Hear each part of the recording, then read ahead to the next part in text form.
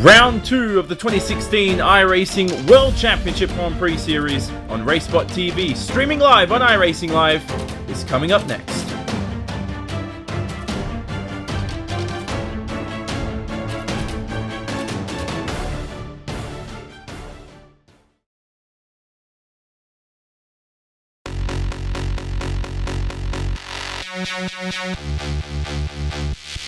And we are underway for 2016 as the cars storm themselves down into the center S for the first time. Are they all going to make it through turn number 1? No, we've got a big contact already, and that's Gregor Hutu involved in that one. There you can see the two red line cars coming together. Ollie Pakala is actually going to make it 3 red line cars hit there. Hutu maybe felt or could feel that Alexei should have given him room.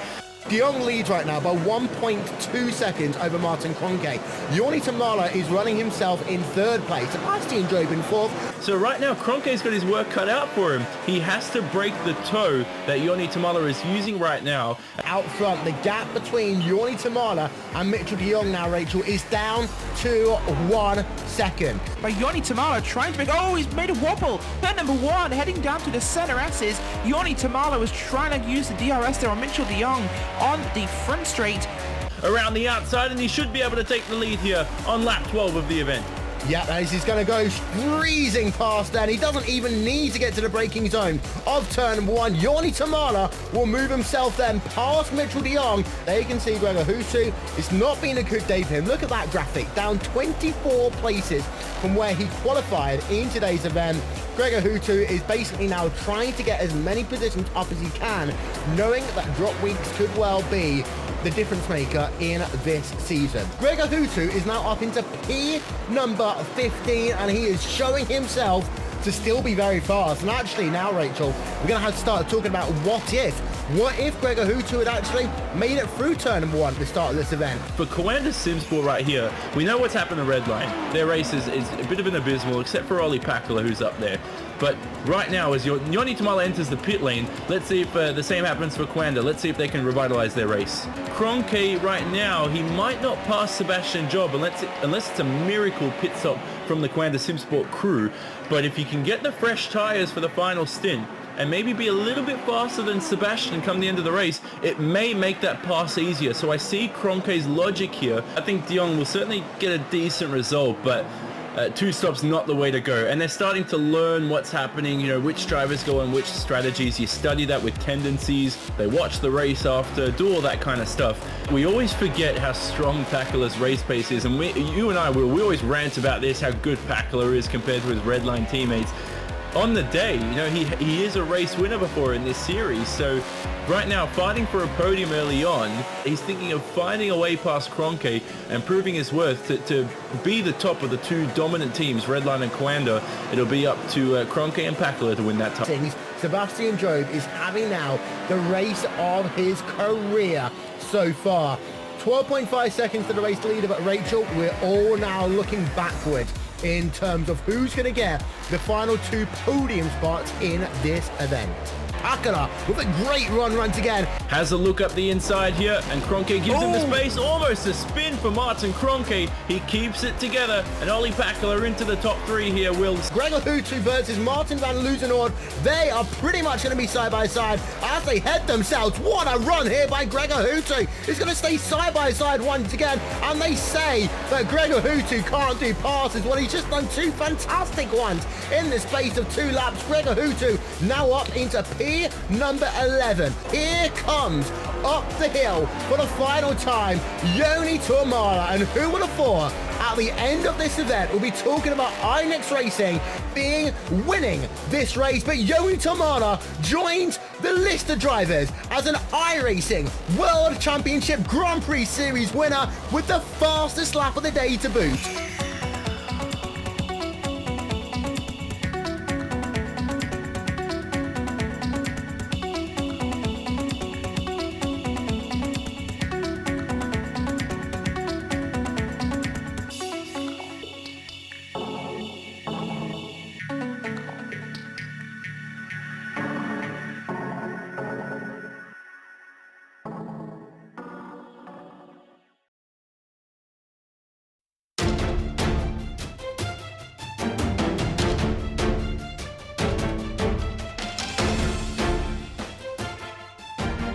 Welcome to round 2 of the iRacing World Championship Grand Prix Series for the 2016 season. We're at the Phillip Island Grand Prix circuit in Victoria, Australia. The 4.4 kilometer, 2.7 mile layout incorporates 12 turns, 7 of them to the left, 5 to the right, the clockwise layout, challenging the drivers for 69 laps of racing later today. A venue that's hosted MotoGP, V8 Supercars, and many other premier motorsport series. It's only a couple of hours drive from the Albert Park Street circuit in Melbourne that hosts the Formula One Grand Prix, which is going to be held in only a couple of weeks' time. Fast sweeping corners combined with a few slow hairpins in between. Traction and ERS management will be crucial today. There aren't many heavy braking zones out here in the circuit, so look for drivers managing that throughout the event. The excessive undulation and copious amounts of elevation changes to 28 meters from the lowest point to the top. Good afternoon, everybody. Johnny Simon in the commentary booth alongside Rachel Whiteford and Jake Sperry. Now, Rachel, one of the most surprising starts to the season at Interlagos. Thoroughly entertaining first race, but it was very scruffy too. I mean, you look at the likes of Yoni Tamala, who took his first career win. Can he keep up his good run of form here today at Phillip Island? Well, good afternoon, Johnny. It's certainly been an interesting start to the season, as you just said. We couldn't have predicted what happened at Brazil. An amazing race. We had drama, we had elation, we had a first-time winner and some first-time podiums as well. But incredible race for everyone to be part of, and certainly one of my favourites we've had in the history of the iRacing World Championship Grand Prix Series. But this is a different track. This is a different set of circumstances, and people have worked out their problems. A few of the teams have had issues, they've resolved them. But for INX, it's got to be a very interesting and very powerful start to the season. Let's not forget that also one of the drivers, Jake Sturgios, won at Atlanta in the Peak Antifreeze Series powered by iRacing. So these guys are on top. They've got to be feeling great. Let's see if they can do it again. Certainly so. We now enter qualifying with just over 6 minutes remaining. We're looking at Marin Cholak on board for the Orion Racing team. He made that switch from Iberica to Orion. So, Jake, I mean, for Marin Cholak right now, in this stage of qualifying, he's currently in P7. He's got a promising season ahead. He's a very quick driver. He's got lots of experience out racing in the real world. Here on the virtual environment, he's putting his skills to the test as Gregor Hutu tops the timesheets. Oh yes, absolutely. And I feel that, well, Marin Cholak's going to bring all his experience to the party today. He has ran out of laps at the moment, so 8th at the moment is where he's going to stay. But looking at the start of the lap now is Joni Tamala. So Yoni Tomala, who won the last race, one of the most surprising victories. He's wrapping around the final corner of the racetrack right now. This is a very difficult turn 12 here, Rachel, where a lot of drivers spoke about before this round losing the rear end of the car. But as Yoni Tamala crosses the line, he begins this lap. So for Yoni, I mean, there's essentially no pressure on him. He's won the first race. He wasn't expecting to be in this position. He's just gonna have fun out here today, I guess. Yeah, absolutely, and yeah, he's proved everything he needs to prove, but with a good start for INX Racing and the ability for them to actually make early points, I think he can't really afford to relax. He has got to push hard. They have got to get a good result here because it's an opportunity for them they've not had in a long time. It's what they really need, Johnny, and I think they really have to strive for that. The whole team had a great performance last time out as Jake Sturgis himself just moves up to P10 on the racetrack. They're in a good spot, and I'm looking forward to seeing some exciting things. Let's see if they capitalise on the advantage they have early on before the other teams can catch up with their setup options. But it's a big thing. This is a new car. We talked about that, and INX got there first. INX were the ones to work it out and really rinse the car for all it's worth. Huge difference we saw there at Interlagos. Will they still have that advantage? We know several teams have certainly gotten closer. DRS Commander Simsport in particular has certainly found out one of the problems they had last time out. They're a lot quicker.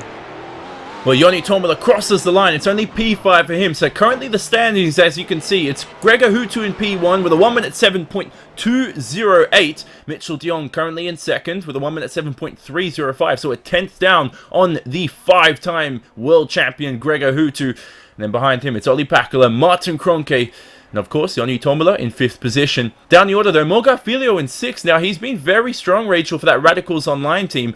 And we expecting more of him at Interlagos. Now, it wasn't the worst race, but it could have been better for Morgar. Yeah, it certainly could, and well, sometimes things just don't work out for you. Remember last season, though, in particular, we had in this round Alexei Usiakala coming off the back of a win in the first round. He came here, screwed up his first lap, completely lost it at Siberia. Next lap out, comes out and takes pole. So huge advantage. But you just got to keep your head in the game. This track is a driver's track. You have got to have flow here. You've got to have a good performance. And it's all about keeping that rhythm. We'll see if we can do that. Yeah, definitely so. So 2.5 minutes remaining in this session. I think all times have been set so far. Now, while we wait for a couple of drivers to maybe conclude their final laps here, I mean, Jake, embarrassingly in round 1, the 3 Team Redline drivers all collided at the first corner around the center S at Interlagos. Now, the positive note for them here is they have the pace to win. They were arguably the fastest team out there at Interlagos despite the incidents. You know, Gregor Hutu down the order, making his way up through the field and finishing just outside the top 10. So right now he essentially has pole position. Remember, there's 2 sessions involved in World Championship qualifying, so we'll combine those 2 sessions at the end. And I think Hutu, though, has really sealed this one for himself. Well, Gregor Hutu's coming off the back of a poor finish for him after an incident on lap 1. You have to say that management probably would have said something to him and Usiakala and Ollie Pakala as well, because it was a really good finish in the end from him, just charging up the field in the final few laps. Just looking now at Robin Friskops coming across the line right now. Let's see what time he comes across in. Well, he doesn't improve any further. He stays 11th. Yeah, it seems that's only the first lap that really counts right now. So Gregor Hutu tops the timesheets just in front of Mitchell de Jong, and then his teammate Ollie Pakala for Team Redline right there. So it's essentially Redline Coanda. And Rachel, this could be a pretty dominant event for the team. Unfortunately for round 1 winner Joni Tomala, Inex is down the order in P5. Yeah, they are. We know they're normally a team that really benefits from lots of big straights, and well, there aren't many here at Phillip Island. In fact, we have really one that's going to work as a DRS zone. In fact, it's the only DRS zone. That is the front straight. These times, indicative of last year and before, but Isaac Price, he's up there in P9, so that's a big movement. Yeah, definitely. So last year's pole time, a 1:05.743 from Alexei Usiakala, who qualifies in the 7th position for the moment. But we look at the standings for qualifying, and it is Gregor Hutu in P1 with a 1:07.208. Impressive time from the 5-time world champion in that number 66 Team Redline car.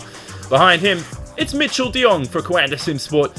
Then Ollie Pakala from Team Redline shares that second row of the grid with Martin Kroenke in P4. Then it's Joni Tomala and Morgar Filio on the 3rd row of the grid. Behind them, Alexei Usiakala 7th, Patrick Holtzman 8th, Isaac Price 9th, Paul Ulbrink 10th. Now the rest of the grid on your screen. Now remember, this will be combined with that second qualifying session. We'll see which split and who ends up in which grid spot. After this, you're watching the 2016 iRacing World Championship Grand Prix Series. Qualifying is all but wrapped up. Join us for post-qualifying coverage after this.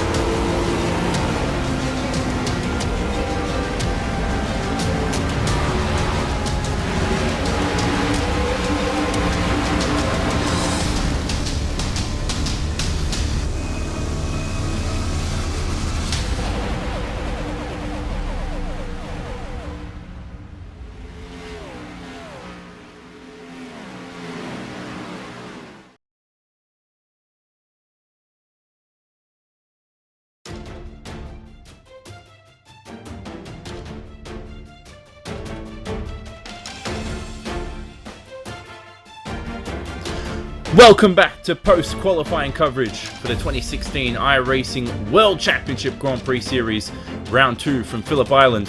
As we said, qualifying all but wrapped up, but it's one man, Gregor Hutu, who takes pole position, the 5-time world champion proving his worth, and we follow him on board for his tour around the Australian circuit as he laps in a 1 minute 7.208.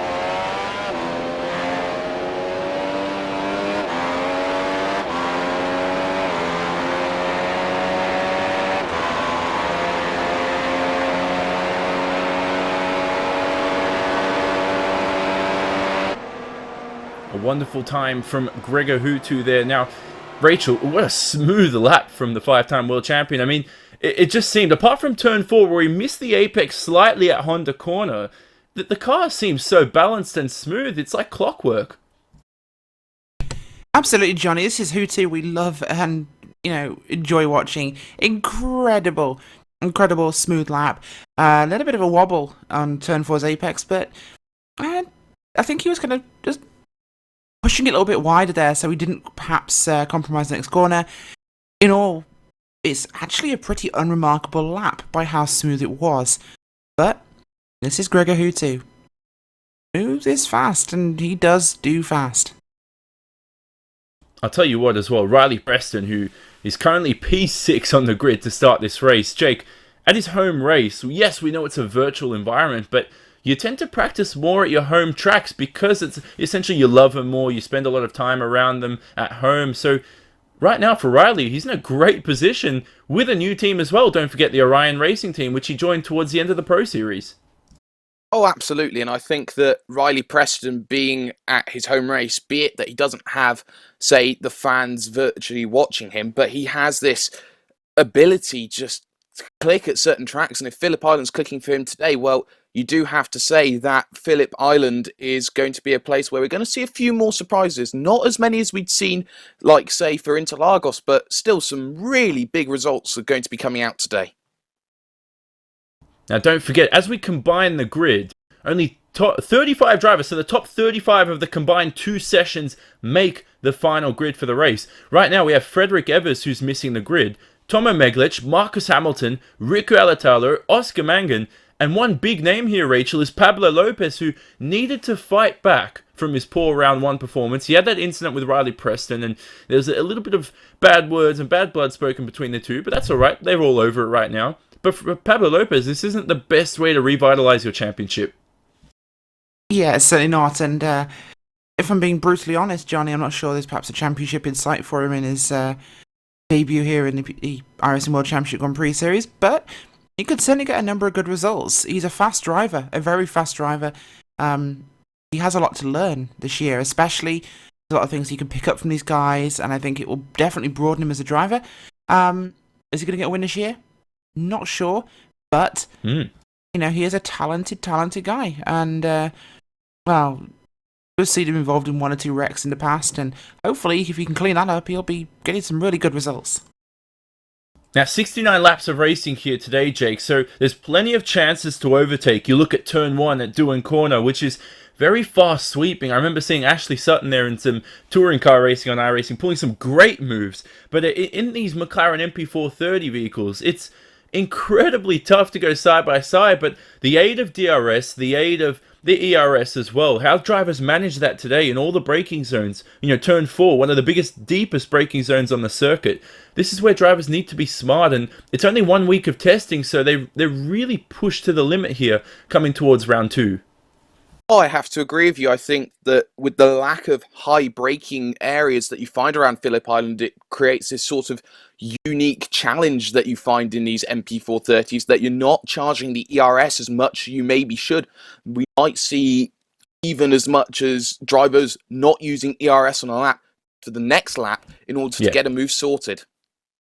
Yeah, and we saw that at Interlagos, where it created these DRS trains, these difficult overtaking spots. But, for Isaac Price here in P11, Jake, I mean, he did finish in the top 10 last race. Now he's got his work cut out for him. He's got Patrick Holtzman in front, Graham Carroll as well. You look at Alexei Usiakala, who, a big name, for Alexei and Isaac. The difference between the two is Isaac's been in the top 10. Now, he might not have the pace to win a race, but Alexei's down the order, and this is where he's 3/10 off his teammate. It's a really difficult situation for him. Is it just a poor qualifying performance? Is it a lack of pace? It's someone we expected to be right up there. Don't forget, he did win this round last year. He did win the opening 2 rounds of the 2015 season. So for Alexei right now, and Isaac from P8 and P11 on the grid, they've got their work cut out for him, not only to make their way up through the field, but to avoid incidents in that mid-pack. We saw it in Interlagos. We saw Alexei Usiakala involved in an incident with his own teammate, and well, you just got to try and avoid the landmines at the start of each race. But to have these guys further down the field, of course, you can say Alexei Usiakala, an incredible driver, incredibly fast man. But if the car doesn't suit you as much as, say, the Williams FW31 did, then there's a lot more work that you actually do have to put into it, and everything still has to sort itself out with later races to come along. Don't forget racespot.tv/timing for all your live timing needs for the race today. So visit that and have it open in a new tab. Whatever you need to do, follow the race live. And that will be helping you as well from the commentary booth here. So another big point of help, Rachel, is Mitchell de Jong. He's screaming out for your help here. He's in second position. Now, the outside line into turn 1 looks very good. So whoever can get that outside line will essentially have the inside line into the southern loop at turn 2. Mitchell's got his work cut out for him because he's got Olli Pakala behind, but Martin Kroenke is going to try and do his best job from 4th on the grid. And, we've seen drivers sometimes, especially in, we look at Fernando Alonso last round, Alexei before he got into that incident with Gregor and Ollie. There are drivers who rocket off this line, so Mitchell really has to do the same. Certainly does, and he's in a great place to do that. Phillip Island's turn 1 is one of the few opportunities you've got to go around the outside there and actually hold that into turn number 2. So it is a great opportunity to steal an early lead. Can you do that over Gregor Houtu? Well, that's going to be pretty hard to do, but it is possible. So if he doesn't have the best start, you can do that, as can P4, and well, they're teammates, so that's going to be a major advantage for both of them, and it seems they've fixed their car setup issues this race, so we could be seeing a whole different VRS Commander Sim Sport, but will they go full red line in the start?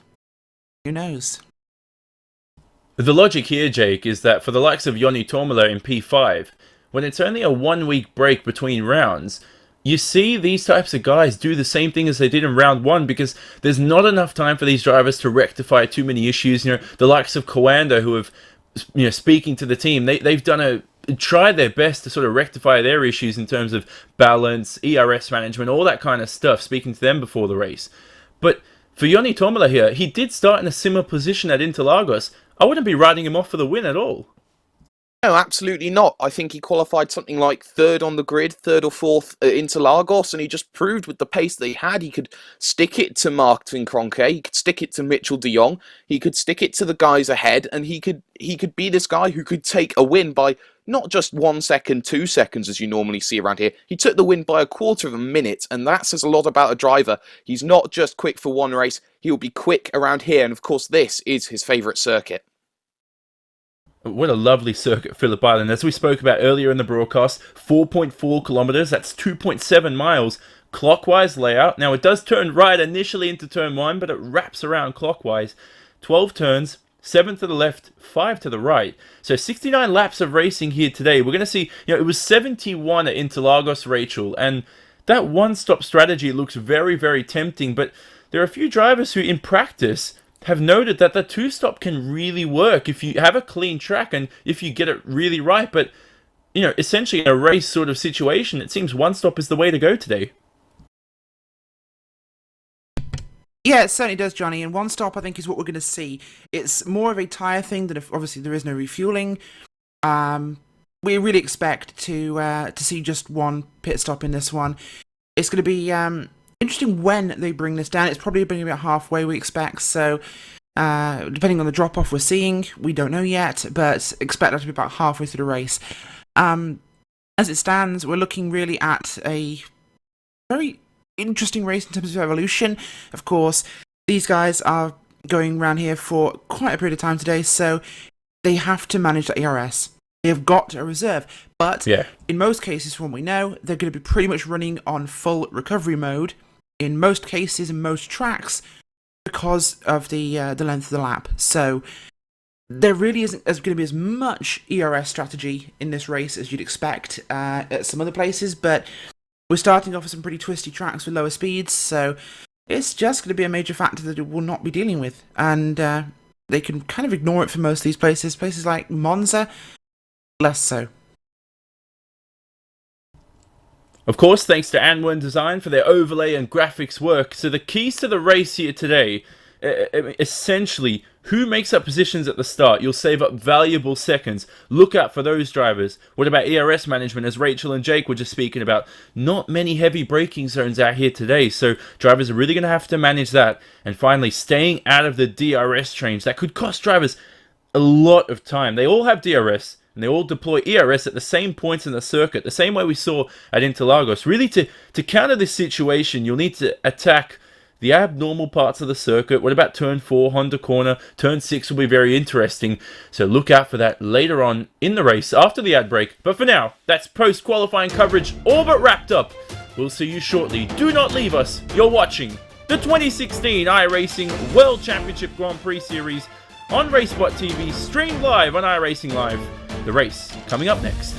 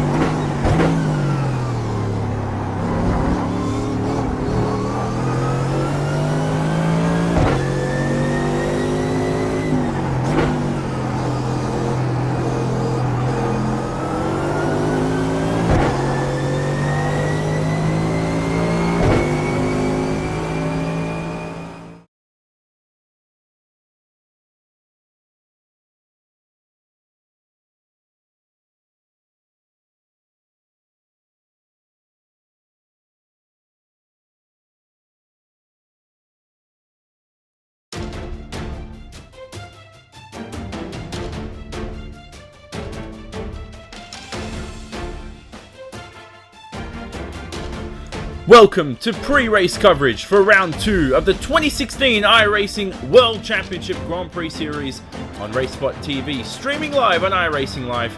So Phillip Island hosts this round, and Rachel, we come towards race time. The nerves build up, the passion builds up, the flair does as well. It's going to be intense moments for some of these drivers, but for one man, Gregor Hutu on pole position, it's become a similar sort of place for him to stay. Well, this is the Gregor Hutu of old, of course, Johnny. This is the man who's won 5 championships.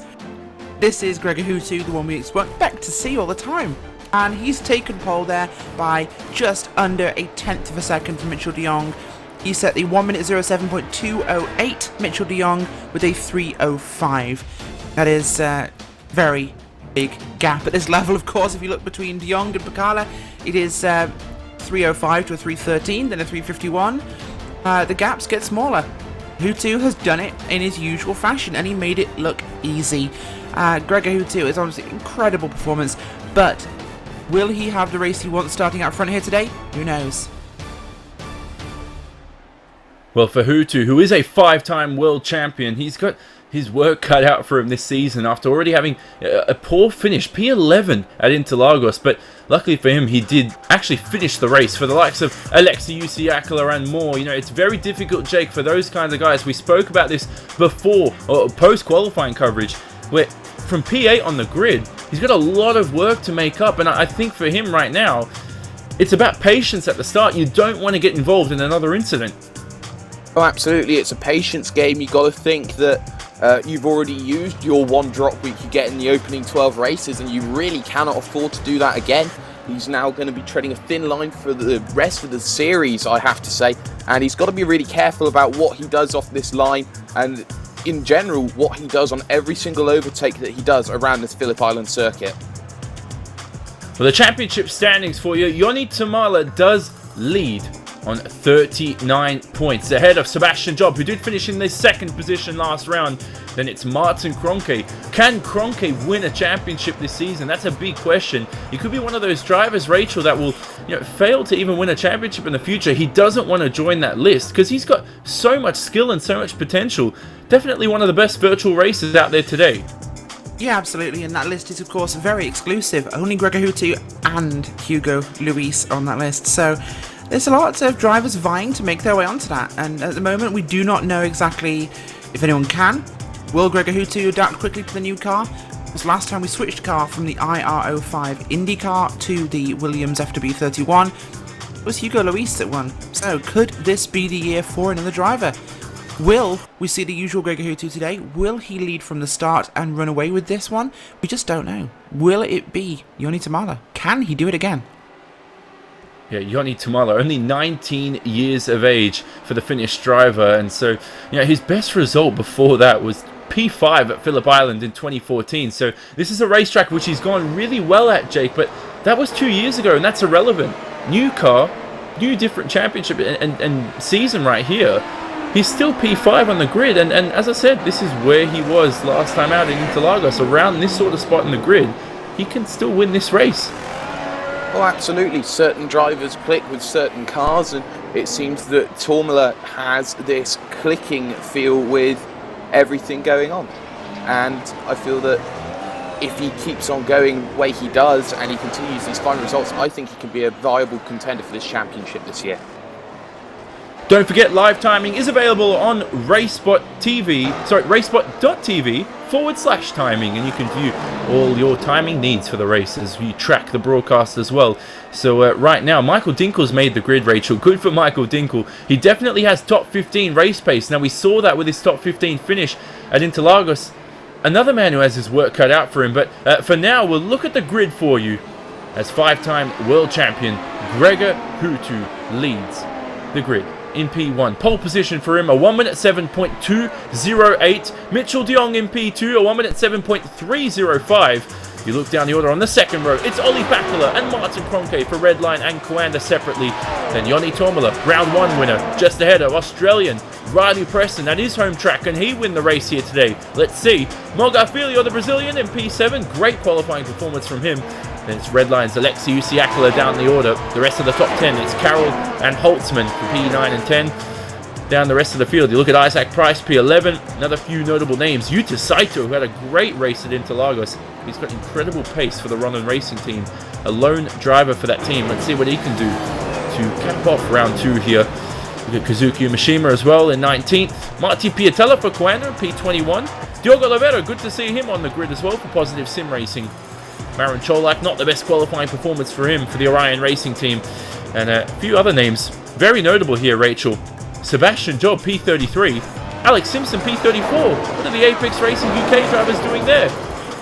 Of course, Alex Simpson didn't finish last time out at Interlagos, Johnny. He was involved in an accident with his teammate, of course. Graham Carroll, of course, caught in that incident. But we did see, of course, Sebastian Job on the podium. Job, of course, and Alex. Yes. The setup's not looking great today. A few of their drivers also down the order. So, well, looks like while some teams have made leaps forward, Apex Racing UK has gone backwards. Your final pick for the race, Jake.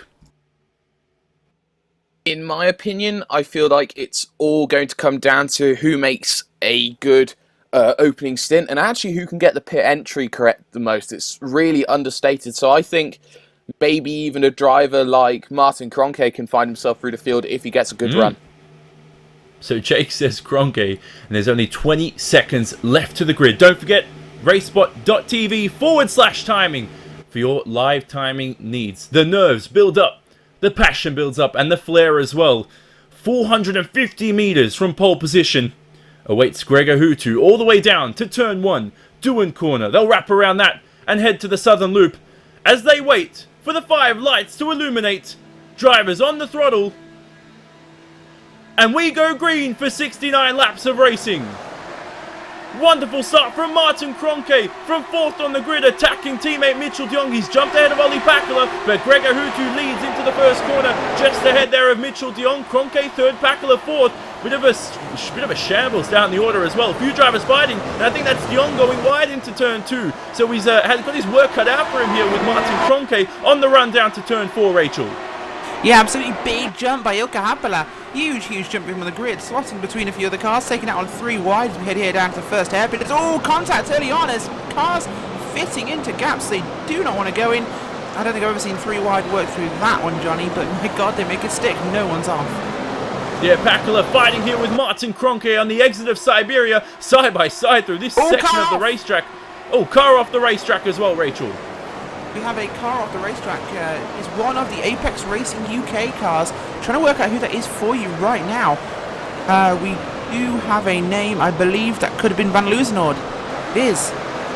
So Martin Van Loosenhoord off the racetrack, unfortunate for him. But as we close to the end of the first lap, it is Gregor Hutu who leads by 1 second as he crosses the line ahead of Coanda Simsport's Mitchell de Jong. Team Redline's Ollie Pakula in 3rd. He was initially jumped by Martin Kroenke, but he's made his way back past. Incredible aggression there, and Martin Kroenke does include, or he's 4 tenths behind Ollie Pakula there in the 4th position. Yoni Tormolo, the round 1 winner in 5th. Riley Preston in 6th. So Alexei Usiakla has jumped up a position here, Jake, but it stayed really stagnant. You know, Isaac Price up 3 positions though into P8. Apart from that, the grid hasn't shaken up too much. The biggest drop, I think, Morgan Filio from P7 to 12. Oh yeah, absolutely. You have to feel that Alexei Usiakla got an absolute stormer of a start, but because cars ahead of him were going 2 or 3 wide, he just got blocked off ahead and nothing really could come off of his start and could only gain 1 place. And now the work ethic's got to go on because he's already 3 seconds back of his own teammate. We haven't spoken about Jeremy Bouteloup much for the Radicals Online team, but he's currently in P13, hounding teammate Morgan Filio here into turn 10. Filio goes defensive early on here, only lap 2 of the event. And we speak about lap 2 of the event. Gregor Hutu has a 1.6 second lead on Mitchell de Jong. He's flying away here in the early stages. But look at Jeremy Bouteloup. Great run out of the final corner at turn 12. Using all the ERS he can. Robin Friskops behind is staying patient, but the 2 teammates here side by side into the first corner. Lap 3 of the event. Bouteloup around the outside, but there's not enough speed, not enough traction, and he'll have to maintain P13 for another lap around, for at least another few turns around. Turn 4 is a great overtaking opportunity here, Rachel. So for the likes of Jeremy Bouteloup, he can set up Mogar. If he can't get it into turn 1, turn 4 is a great opportunity here into the hairpin. Yeah, it certainly is. It's a slow speed corner. You get a lot of bunching up there. Of course, we saw 3 wide there on the first lap. So certainly a option for that, and one of those drivers who's used to doing that around this sort of track is Sebastian Joe. He's already on a charge. He is up 6 positions on the racetrack already. Huge movement for him as Kazuki Omashima, who's currently running in P15, up from P19. Another big mover in your field. He was one of the standout drivers last time at Interlagos. The Radicals UK driver is doing a great job.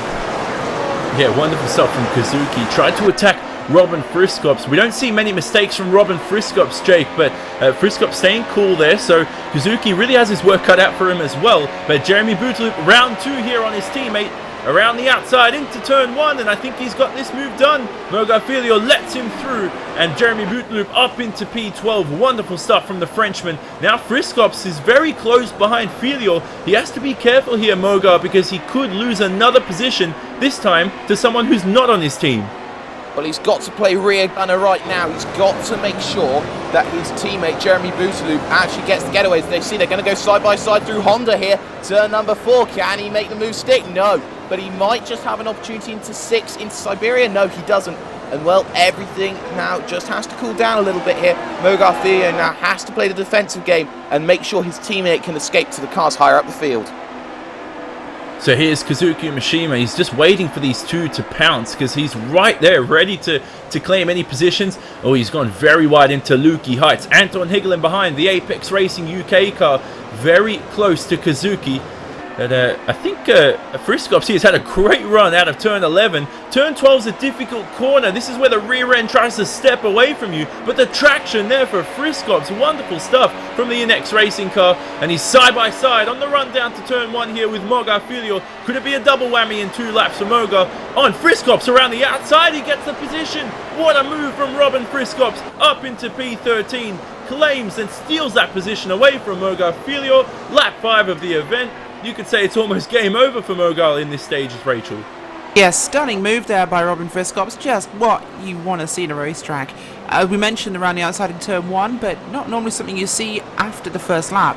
But the Inex Racing driver, Robin Friskops, nailing that one perfectly. Brave move, and well, it paid off for him. This is where we see drivers who are stuck in traffic. They lose a lot of time, but the top 12 here in the event, all the way down from Gregor Hutu to Jeremy Bootloop.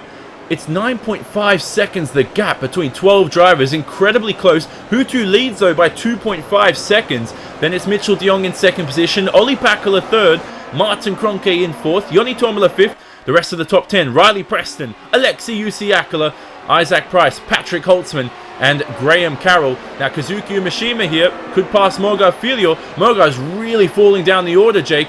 And Kazuki has a big look on his teammate up the inside. Not enough space though. And Kazuki will play second fiddle. Will be P15 for another few corners. They wrap around the southern loop. Important to get traction out of here, as I mentioned, because turn 4 is a great overtaking spot, Jake.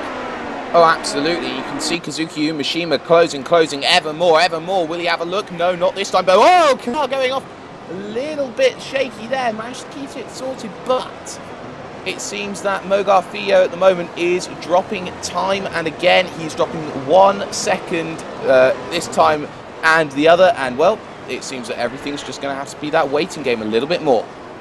Yeah, this is a terrible start for Mogarfilio. From 7th on the grid, he's in P14, he's being attacked and hounded by his teammate. This is the last driver you want on your tail, Rachel, because Kazuki Mishima can overtake. He's incredible with his racecraft. It's just about consistency for him. And I think he improved it into Lagos. So let's see if Kazuki can find his way into the top 10 here. Yeah, certainly. And if anybody can do that, it's Kazuki Omashima. Impressive season start for him. I just want to have a quick look at the front of your field, Johnny. Hutu, 2.6 second lead already over Mitchell de Jong. And behind him, Pakala sticking with him pretty closely. So it's not the car per se, but this is what Gregor Hutu can do without having a damaged car. Let's not forget it into Lagos last round. He had damage from his lap 1 contact with Alexei Usiakala. Not here.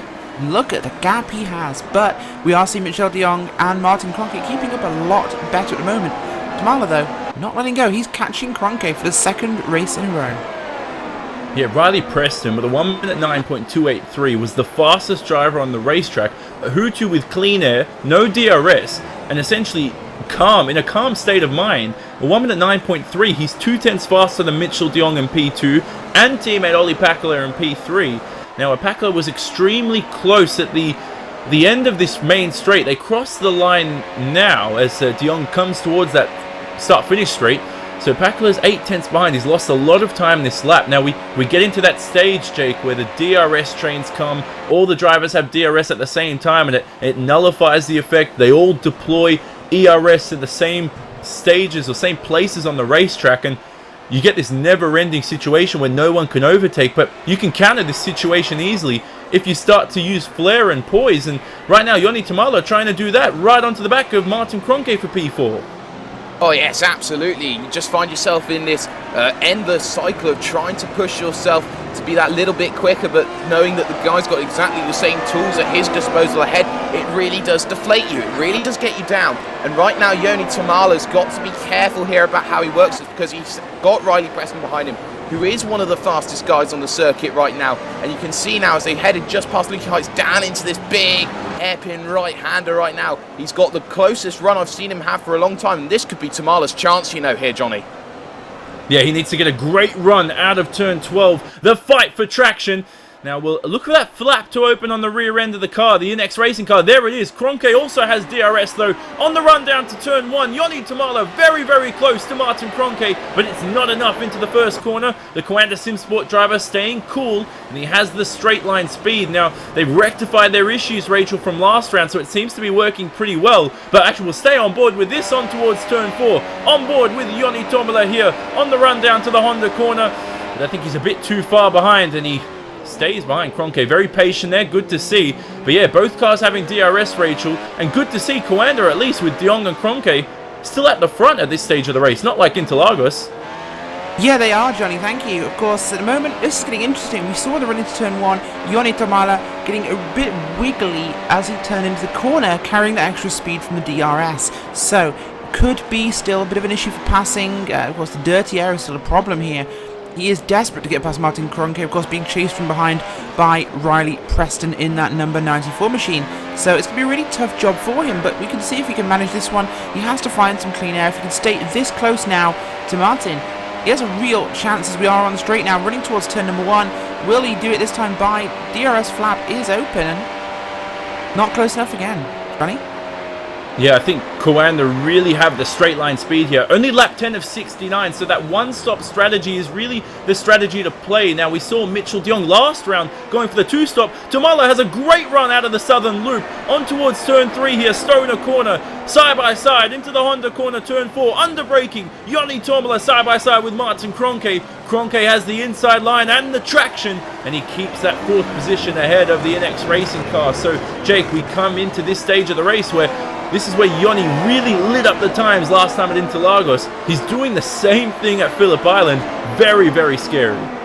Oh, absolutely, and he's trying every which way you look right now, just trying to make a move sorted. You can see there, defending a little bit there was Kroenke down just past Lukey Heights, and now you have to know that iNEXT Racing generally have a car which works really well in its top speed section, so it just shows how much work Coanda are putting in just so they can neutralise that sort of factor here. You'll see them go again down this start-finish straight. You'll see them try and make the move again, and well, I still don't think he's quite close enough this time, and the answer to that one is no, he isn't. Quick point to actually raise here. We've got a big moment there as we have some of these guys fighting on track at the moment. And that is Mogar Philo, I should say, and Antoine Heglin there. That's Apex Racing and the Radicals Online side by side here through turn 1 and turn 2. Will we see Antoine Heglin making a move? He does. He completed it in turn 2. Big move there. We had some great side by side battling with those guys for about a lap. Yeah, wonderful stuff there. We had word about that. So Anton Heglin just ahead of Mogar. So Mogar's dropping down the field incredibly quick as Yoni Tamala still hasn't made any progress on... it's Yuta Saito, I think, has had a spin here. Yuta Saito off the racetrack. That's at the Honda corner. Incredible stuff here for Yuta Saito. Maybe an error under braking, who knows. So for Yuta, who had an incredible first round at Interlagos, Jake, unfortunately now with a spin, he's all the way down the order in P30. Oh, absolutely. It was an awful moment there. He just saw the gap on the outside, broke a little bit too late for himself, just let the car switch out on him, and he was just there planted on the outside of Honda, couldn't do anything to pull himself back into position right now. But we've just got to look down this field, and Sebastian Job in the number 12 car, he's pulled up another 2 places in the laps that we haven't looked at him, and he'll be looking to try and catch Jonas Nukkarainen ahead of him. Here's Ilkka Haapala very, very close to Mogarfilio into turn 1, but he's not close enough. And is that Anton Higelin in front? It is. So Higelin on his own right now after passing Mogarfilio, so he's broken away. Mogar's suffering quite a lot. What's wrong with his race pace? Definitely, maybe it could be some damage as well. So incredible stuff here. But Rachel, for Mogar, it's not a good race for him, and we keep speaking about it, but we haven't seen someone drop down the field this much. Maybe unless it was Coanda last round. Well, Mogar may just be struggling with this car on this track, so it could be specific to Phillip Island. He had a much better race last time out. It could well be this place. Honestly, Johnny, you've been here, you've driven here. This is an awkward racetrack. It is not like many others, and the Brazilian driver may just be suffering a bit of Aussieitis. He just cannot quite get to grips with the unique nature of this racetrack. The 2 double hairpins, you've got Lukey Heights and the drop. They are very awkward corners to get right, and for some people, it just doesn't work. Yeah, Joni Tomala right now on the exit of the southern loop has got another great run on Martin Kroenke, but it falls into this sort of DRS train. The way the drivers employ the ERS as well, they're all doing it at the same time, and it nullifies the effect. So this is where Joni has to do something different. By the way, if you haven't noticed on live timing, that's racebot.tv/timing to follow live timing for this event. Gregor Hutu leads by 3.5 seconds ahead of Mitchell de Jong. Incredible stuff here from the 5-time world champion. But more importantly, race 1 winner Joni Tomala is right onto the back of Martin Kroenke for yet another lap. So is this where you risk it, Rachel? Is this where you go for the 2-stop? But last time that happened for Mitchell de Jong, it detrimented his race incredibly much. Yeah, absolutely. The 2-stop here we do not think is a viable option. The tyres will last, and you're losing too much time on pit road here. It's a very, very long, awkward pit entry here at Phillip Island. Exit is fine. You're coming off almost on the entry to turn 1, but the entrance is narrow, and it turns, and it's awkward to keep the car fast going down. So you do not want to be on this pit road too many times today. Yeah, definitely not. As Joni Tomala here forcing Kroenke defensive into turn 4. That move is going to come soon enough. But Pakala in front helping Kroenke with the DRS as well. And Kroenke is very, very experienced, Jake. We've seen him in Endurance. We've seen him in the iRacing World Championship Grand Prix Series here. He's a race winner. So is Pakala. So is de Jong. And so is Hutu. Tomala in the top 5 as well joins that list. But what about Riley Preston in P6s? Oh, actually, on that note, Kroenke suffered incredibly much through Lukey Heights here, through the hairpin at turn 10, on towards 11, very, very tight, not using much curb. Now the dynamic track coming into play, you can see the track rubbering up as the race progresses, but Tomala here has another great run, but that turn 12 traction doesn't help. He flicks on DRS, deploys the ERS as well, lap 15 of 69 for the event, but he's too far behind this time around, so Kroenke maintains P4, and I think we're going to get used to this for another lap again. And Joni just can't find a way through. No, he can't, but you've got to be careful with the cars behind, because Riley Preston and the number 3 of Aleski Usiakola have pulled themselves onto the back of this train, and if they battle even more than they do right now, they might even be allowing Isaac Price to come in the 99 machine into this massive train that's building up now. At the moment, it seems that Akala finds himself being the car out in front but not being challenged, and it's all being directed traffic onto the 5 of Kroenke, who is one of these really quick drivers, but it could be a situation that we might just have to wait for the pit stops to break everything up. Yeah, we know back when the Williams FW31 last year, we had fuel involved, different kinds of drivers going for longer first stints. Hugo Luis, who isn't racing here today, he had a great tendency last year to go long in that first stint, so it becomes a different sort of element here, Rachel, at this sort of racetrack with these sort of cars. These drivers are one-stopping. It's about when you make that pit stop, and for Joni right now, he has to maintain his mind. He has to keep his mind straight. He's got his engineer on his back as well, telling him what to do, where the gaps are on the racetrack. Kroenke went very long last time around. Do you think it's worth Joni trying to undercut the Quanta SimSport driver this round? It could be, and I think it would be a great move for him to try and make the tyres at the end of the lifespan here aren't that far off, so I'm not sure it'll be a major advantage, but every little helps. So Jake Sturgis right here and Jorge Montañez. This is a nice little battle going on as Montañez in P19, Sturgis ahead in P18. Montañez has a little peek at the Honda corner, turn 4, and he gets onto the curb a little bit as well. David Corp's getting unsettled behind in the Orion Racing Team car. But Montañez from Movano is sticking behind right now. Now Sturgis is that driver, Rachel, which is he's incredibly dynamic, much like Kroenke, very fast on ovals, very fast in a Grand Prix car as well. So, you know, we need more drivers like that, diversifying their skill and experience. And in the modern day, we see a lot more drivers like that too. Yeah, absolutely. And it's a real challenge for them to be in this position. And I think the job they're doing is absolutely amazing. But, you know, there's always more to strive for. Always. So Pakula right now in P3 has no DRS from Mitchell de Jong in front. He's fallen behind. He's 1.4 seconds behind. But here's Joni Tommela having another look at Martin Kroenke for P4. Side by side into the Honda corner. But Kroenke just uses that inside line. Tommela tries to use the grip around the outside. There's none there. And he has to really back off the throttle. That oh wow, that Inex Racing car is... He's got some great balance, but the traction out of the corners isn't as good as we hoped for Interlagos. I think it was more the grip around the outside there, Jake, as this dynamic track rubbers up. It didn't help Joni there, and I think if he grips that line up a little bit more for maybe another 10 laps and he gets an aid of a few other drivers, he could make a move on Kroenke around the outside there. It could be very much possible, as once again they find themselves coming through the final corner now, looking to start another lap. And will Tommela be close? Well, he's really close at the moment. I think this is the closest he's actually possibly been. He might go to the inside here, but you can see just how much it's difficult here. I don't think he's got his nose in front, and no, he doesn't. So, Kroenke survives for another lap, but surely pressure's going to tell. Surely the time's going to tell on here, because Kroenke is slow in so many areas. Yeah, and I think this comes to last round as well. Maybe Coanda are suffering with some ERS issues. Kroenke trying to defend. Does he have enough power in that Coanda Simsport car? Is he suffering from those same issues as round 1? Because De Jong seems fine. He's breaking away from Olli Pakula in P3. But for Kroenke, he's starting to fall into the clutches here of Joni Tommela, who had incredible management, an incredible car at Interlagos. And he thanked the team a lot for their hard work. Isaac Price as well, Robin Friskops, Jake Sturgis, the Inex Racing team having a great season.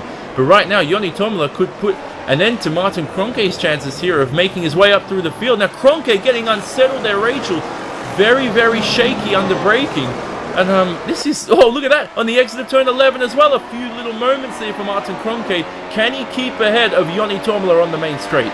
I don't think he can. Tommela's definitely got a better exit from the final corner there. This could be a big one for him. Perhaps not closing quickly enough. So, of course, the DRS effect that Kroenke is getting from Olli Pakula is not allowing him to just get past. So, both of them open the DRS. It's a problem, but they are catching Pakula. Oh, big close-up there between Tommela and Kroenke. Kroenke is definitely having a few issues with that car. He's not happy with it. Tommela definitely on the attack here. He's pushing Kroenke. We might see a mistake from the master at some point. No, talking about mistakes, Pakula's run very wide through the Honda corner. He's taken a wide line, missed the apex slightly. Now he's only 4 tenths in front of Martin Kroenke, or 3 tenths now. It's the same gap between Pakula to Kroenke and Kroenke to Tommela. And is Mogar Filio, who've had word, may have issues on the racetrack down the field. So it's been a horrid race from Mogar Filio, a race to forget. But this DRS train is building up. This is what we expected. It's about which driver has the bravery, Jake. Right now, Joni seems to have the most bravery out of all of these drivers, taking it to Martin Kroenke the same way he did last round. Great run out of the final corner here for Joni Tommela. Flicks on DRS. Does he have the straight line speed though? It seems Coanda's breaking away up the inside. And no way, Joni Tommela. And I think Inex here, Jake, are going to regret their setup for this round. Not enough straight line speed. Maybe not deploying as much ERS as the rest of the guys. Who knows here, Jake? But certainly can't make his way past Martin Kroenke. Oh no, but he'll have another go here. He'll go to the outside here as they head through 3 and now to 4. And he's got his nose in front, but it's not certain yet.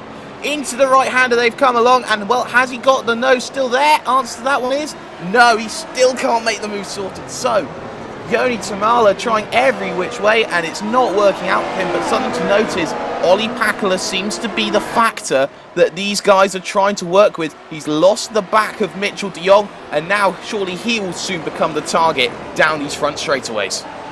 Yeah, definitely so. He's 1.9 seconds behind the Coanda SimSport car of Mitchell de Jong.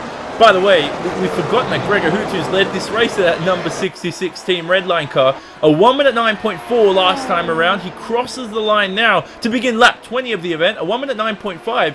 He's about half a second faster than these guys battling lap after lap. He's breaking away from the pack. This could be a lights to flag finish for Gregor Hutu, but Tomola doesn't have a good run this time around.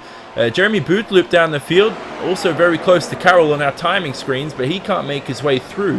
Hectic battles here, Rachel, but I guess this is what you want to see in motor racing. You don't want to see easy DRS passes. You don't want to see ERS aiding all these easy straight passes. You want drivers fighting, and it makes that one pass even more special as Buildup fights his way into the top 10, straight past Apex Racing UK's Graham Carroll. Does he have the traction? He indeed does, and he keeps P10. Yeah, he certainly will. Graham Carroll, of course, worked his way up in the field there at the moment. He was a little bit further back. He did start P9, of course, but he's heading back towards that top 10 again. As, yeah, big move there by the driver of Buildup. He deserves to be up there. He's had some great results last season. Not quite in there this time by. But the Radicals car is looking very good at the moment himself. And, of course, he has, we believe, one or two other people around him in the top 10, but it's always getting close. We've got some big different names here. I mean, Riley Preston, new to the top 10 for sure. It's great seeing him there. Well, Riley was a late bloomer in really the rookie series, the Road Pro series, which sees the other drivers who make the World Championship and gain that license for this championship here. Preston really won the last race of that series. He was a late bloomer. Graham Carroll, currently in P11, the champion, and a few other drivers through the field. You look at Van Loosenhoorn, who was unfortunately one of the drivers out of this race, and we look at that list right now. Well, actually, no, he's still in the race, excuse me, but he was involved in an early incident. All drivers still on the lead lap, Jake. Pretty impressive. Oh yeah, absolutely, and they're doing a really good job of just making sure they've got this speed sorted, make sure that everything's happening. As something's happened with Ilpa Happala, I don't quite know what it is. Maybe you can fill me in on what's going on with him. Yeah, I think someone said he has had a spin on the exit of the Southern Loop Turn 2. So Happala, who did make his way past Anton Higgelin the lap before, has unfortunately dropped down the field. He's currently in P27. This is where, Rachel, you make a mistake and you lose the grip in the tyres. You have to stay calm for the next few laps and keep those cars fresh and cool. Keep those tyres fresh and cool, because you're not going to really be making a pit stop until about 50% of the distance through. Yeah, absolutely. Of course, when you heat these tyres up, when you lock them up, you've got to find a way of dissipating that heat, and you're going to have to be very gentle on the brakes for the next few laps, braking a little earlier, or perhaps a little less. So if you're lifting off sooner and then braking about half as much as you normally would, of course the downforce in these cars will actually do a lot of braking for these drivers. So as soon as they lift off the throttle, cars decelerate a huge amount. So they can do that early and they can recover. Of course, they will not actually be able to recover as much of their ERS energy if they do this, but of course it lets the tyres cool down, which means they actually have traction. So it's a balancing act constantly. Keep tyre temperature as low as you can, but keep the braking as high as possible. That two-stop window is opening around about now. We're looking at lap 25 to see those first two-stoppers come in. Now, I don't think we're really going to see that for many, if not any drivers at all in the field right now. So that one-stop strategy, of course, around 50% of the way through. Lap 35, lap 30, maybe around lap 32, you'll see those first one-stoppers coming in. Maybe slightly earlier for the drivers who are stuck in traffic. Joni Tomla, though, our round one winner, cannot make his way through. And this brings up the question, Jake. Let's see what he can do in clean air maybe later on in the race, because he certainly has the pace and the ERS management here on Martin Kroenke. Oh, absolutely, and you can see him. He's going to probably line up another move down into 4. I don't think he's close enough, though, at Honda, and the answer is no. He still has to wait a little bit further, but you just got to be careful. You just got to look out, because the more that these guys battle, Isaac Price and Patrick Holzman will come back into play. They're only about 1.6 back or something like that, and they'll be looking to chomp at the bit here to get themselves fighting up for a battle as much as a podium. Yeah, the top 7 separated by less than 10 seconds, so make one little mistake here, you spin off the racetrack, you essentially find your way down the order, you maybe even outside of the top 10. So Alexei heads that P7 position. He's just behind Riley Preston. Isaac Price in P8. Patrick Holtzman in P9. He was caught up, Rachel, in that red line shambles at Interlagos at turn 1. I think that's an understatement calling it a shambles. It was quite horrific what happened there. But on that note, actually, Joni Tomala here side by side with Kroenke into turn 1 cannot make his way through. And I believe Jeremy Bootloop as well has also gotten past Patrick Holtzman. So 2 different passes on the racetrack at the same time, Rachel. Good to see. But Tomala, this is where he's really starting to get impatient right behind Martin Kroenke. Yeah, very much. And of course, Alexei Usiakola behind Riley Preston. He was the winner last time here, don't forget. So he's struggling. He's only up in P number 7. He qualified 8, so 1 move in 25 laps. Really a pretty mild day for him. Joni Tomala, though, he is definitely faster than Martin Kroenke, but of course this track is very narrow, not many overtaking opportunities, and most of them are in braking zones, which seems to be... Oh, he nearly... Oh, he's off. He whips it round. He cuts contact. Riley Preston round. Big crash for Joni Tomala as he takes a second chunk out of Riley Preston. Last round's winner in a 51 NX Racing car is out, Johnny. Oh, incredible stuff there as Joni Tomala loses the car, a little bit of damage and a double whammy as well. Riley Preston, now we look at a replay of the incident. It seems as Joni, who is going to enter the pit lane, he just got caught up on Lukey Heights. He had a great look at Martin Kroenke, and I think he got a little bit overwhelmed and very excited. Oh my goodness gracious. Riley did try to avoid it, but he's spinning on his roof as well. I'm surprised that car is still going here, Jake. A horrific incident, and unfortunately for both Riley and Joni, they enter the pit lane, and incredible damage for both drivers. That is such an unfortunate incident. Martin Kroenke ran a little bit wide, and it seemed that maybe Tomala thought, this is my opportunity. We were talking about drivers being a bit impatient, and he went for the opportunity. It didn't manifest, and then he just, on the sheer underspeed that he had, he just lost the back end, and that's what caught Riley Preston into it. But I tell you what this has done. This has opened up a gap between Kroenke and Usiakola now. It's a gap of 3 seconds, and this is a gap which will just calm down Martin Kroenke a little bit, and now he can focus on Olli Pakala and maybe a podium position at the end of it.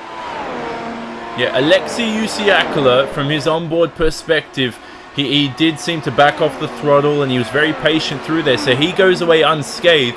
He's in P5 right now, so Kroenke will still have to defend here from Usiakola if he can catch up. Indeed, if Kroenke is struggling, but Rachel, not the best time of the race here, and not the best time of the season for Tomala to make that mistake coming off a race win. Yeah, absolutely, and as I think people are discussing at the moment exactly what happened to him there, and I think it's kind of important we just have a quick little look at it technically. Coming up Lukey Heights, you've got a fairly big deceleration you've got to make. You've got to change sides of the track from the right to the left as you go over the crest and start to drop down. So you've got to get that car moving across. And what he saw was, of course, the deceleration you have at the top of Lukey Heights. Martin Kroenke slowed down to move across the track to the left. When he did that, closed in too quickly, he had to swerve to the left, which meant he was just lifting off a little too much, braking a bit too hard, and the front just went as we have Sebastian Job. Yeah, Sebastian Job straight past Marti Pietella, and he's up into P17. So Marti not having the best of seasons. We've seen this, well, a lot better results from Marti right here for the Quanta Simsport team, but he'll find his form soon enough. And you know, I mean, when you rise into turn 9 here, you gradually release the throttle. Maybe some people dabbing the brakes, depends on your setup and how well confident and balanced you are. You brake just as the car starts to dip downhill. It's really unfortunate to see Tomala, who probably had the best opportunity all race, as Marin Cholak is in a little bit of a battle here with Jonas Nukarainen behind. We'll focus on this for now. Nukarainen having a look, but Cholak with some great speed through turn 1. But yeah, Jake, it's just really unfortunate for Tomala. And let's not forget, we're forgetting the fact that Riley Preston's also just suffered a lot from this as well. Someone who had a great race as well, and at his home track. Yeah, it's a really disappointing incident. Of course, nobody wants to be caught up in incidents like this. And well, just looking back down the field, the pack here that is forming around Nukarainen and Job is just it's absolutely amazing right now to see here through 17 onwards. And Job will now have to try and think, David E. Corp's next up on track. I've got to keep chasing. I've got to keep pounding away. Yeah, right now, Marin Cholak from P24 to P20 is doing an incredible job. And what a Sebastian Job. P33 on the grid, all the way to 17th. I mean, hats off to him. Oh, and Jonas Nukkarainen, I think, had a little bit of a moment on the exit of turn 10. When he's stopped on the side of the racetrack, rejoins. What happened there? It just seemed he had a little bit of a brain lapse, I think. But for Jonas Nukkarainen on the exit, no balance. And we'll have a look at the replay now on your screens, as you can see. So, I mean, Jonas Nukkarainen there on the exit, Rachel. Just a lapse of concentration. Yeah, certainly, and that sort of thing happens, unfortunately. The car just gets upset and you've got to react instantly or it's gone, and that happened to him. But we've been talking about his teammate, of course, Sebastian Job in the 12. Up from P33 to P17, he's climbed half the field already. And Davide Corpse as well had a moment. In front of Davide Corpse is that Piatello who's gone off the racetrack. Oh, a lot's happening at this stage of the race. Lap 29 of 69 for the event. We've still got we've got 40 laps remaining in this event, Jake. And there's drivers making a lot of mistakes. It's only the start, really. It's not even the end. Not even the beginning of the end. As De Corp seems to be suffering from some sort of issue. Oh, yeah, well, he had a little bit of an error somewhere around the circuit, but something to note is the battle up at the front, and it seems that Martin Kroenke now is on an island on his own. He's lost the back of Ollie Pakula, who has caught back up to Mitchell de Jong, and now Kroenke's got to be thinking, I've got to be careful with the likes of Price and Boostloop, because it seems like Jussi Jakola might have just come into pits. Yeah, he is out and away for Alexei Jussi, and he feeds in just behind Marti Piatello, who made that mistake. Davide Corpse attacking as well. We're focusing on these guys. And now Rachel, Alexei's pitted early here, one-stop strategy. This is a round where he's pitted a bit early of the window, but he's tried to get out of that traffic, and I think his engineer hasn't helped him too much. He's feeded right behind Marti Piatello and into turn 4 here, side-by-side under braking. And Piatello will let him through. He knows he's much faster on fresher Pirelli rubber. And Alexei Jussi up into P17. Well, yeah, exactly. It would be P17 from his pit stop, of course, but he was running in the top 5 position, P5 actually, currently occupied by Isaac Price, who has not been in yet. But yeah, Alexei Jussi on a good run here, of course, taking advantage of the crash we saw before. Looking at Isaac Price at the moment, moving up on the back of one of the iNext Racing cars. That is the 99 car. Actually, no, he's been caught, I should say, by the Radical car of Jeremy Boutaloop. Had my Radicals and my iNexts backwards. That's embarrassing. That's right. They're both competing for the same sort of position in the championship. But iNext right now with Tamala's win, and unfortunate his huge mistake and error early in this race, as the Apex Racing UK cars do enter the pit lane. It's oh my goodness, I don't know what to say about that now. I'm lost for words. We'll speak of that later, because Jeremy Boutaloop right now has gotten straight past Isaac Price. Now he's gained a lot of time here on Isaac. Is Isaac really reaching that cliff, Jake, with the tires? Is there something wrong? Is he managing his ERS deployment? There's something going on for Isaac, because Jeremy Boutaloop, either he's really fast or Isaac's suffering a lot. Well, it was an absolutely sensational move down the inside into Honda. He just got it a little bit wide, sorted it out side by side, had to sort it out through Siberia. Car coming in there, which is VRS Coanda bound. I don't quite know who it is. I think it might be Martin Kroenke, and it is. Yes. And well, everything going on here, and now he's got to try and salvage the race from here on out. Yeah, Martin Kroenke, let's see where he feeds out. Oh, very long pit stop here, Rachel, for Martin Kroenke. And he gets out and away. It was much longer than Alexei Jussi, and I think Jakala's jumped him. Alexei Jussi gets ahead of Martin Kroenke. Very slow stop from the Coanda SimSport crew. So Kroenke now effectively is in P5 once everybody does make their pit stops. But let's see if this undercut works. So Alexei Jussi with that undercut, fastest lap of the race, so 1 minute 8.958. He was 0.8 faster than Gregor Hutu. We could see Alexei right now, if Hutu stays out for another 5 laps. Alexei Jussi could take the lead, possibly. Yeah, he could. Big move from him. Of course, we know Ride-On are great with their pit stops, of course. But we just had an issue for Martin van Loosenhoord. He's had a crash, we believe, and it was in Lukey Heights again. He goes wide on the outside of Lukey Heights. Hopefully we'll be able to get a replay of this. Drives along the grass and rejoins right into the side of one of the Gecko cars. No, unfortunate for Van Loosenhoord, who's been so strong in the Pro Series. But here's Bakula entering his box, and can he get ahead of Alexei Jussi, his teammate, and Martin Kroenke as well? Ollie Bakula exits the pit lane, and I think he's just going to stay ahead. It's going to be incredibly close. No, he's comfortably ahead here of Alexi Usiakala. So Olli Pakala maintains his position ahead of his teammate, but Kroenke, more importantly, I mean, wow, he's lost a lot of time here, and I think as David de Korp enters the pit lane for the Orion Racing team, it's just, wow, you know, for Kroenke, it's been a struggle of a race. He's lost a lot of time as well, and I guess right now it's only head up from here. He's got a lot of laps remaining in this event. Oh, absolutely. I do have to say that he's got a long way to go, and he's not having everything his own way this season, whereas he was getting podium after podium, being missed consistency.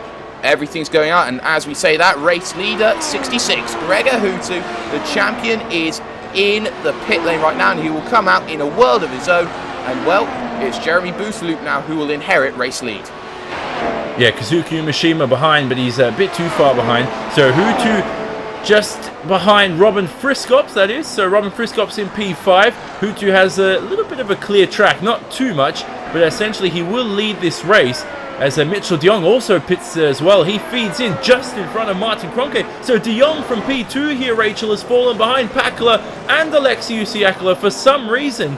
Both Coanda SimSport cars having incredibly poor pit stops. It's like the crews just didn't rectify their situation for Kroenke. Same thing happens to Mitchell de Jong here. Yeah, absolutely. Mitchell de Jong not having a great time in pit road, so very problematic for the guys in Coanda.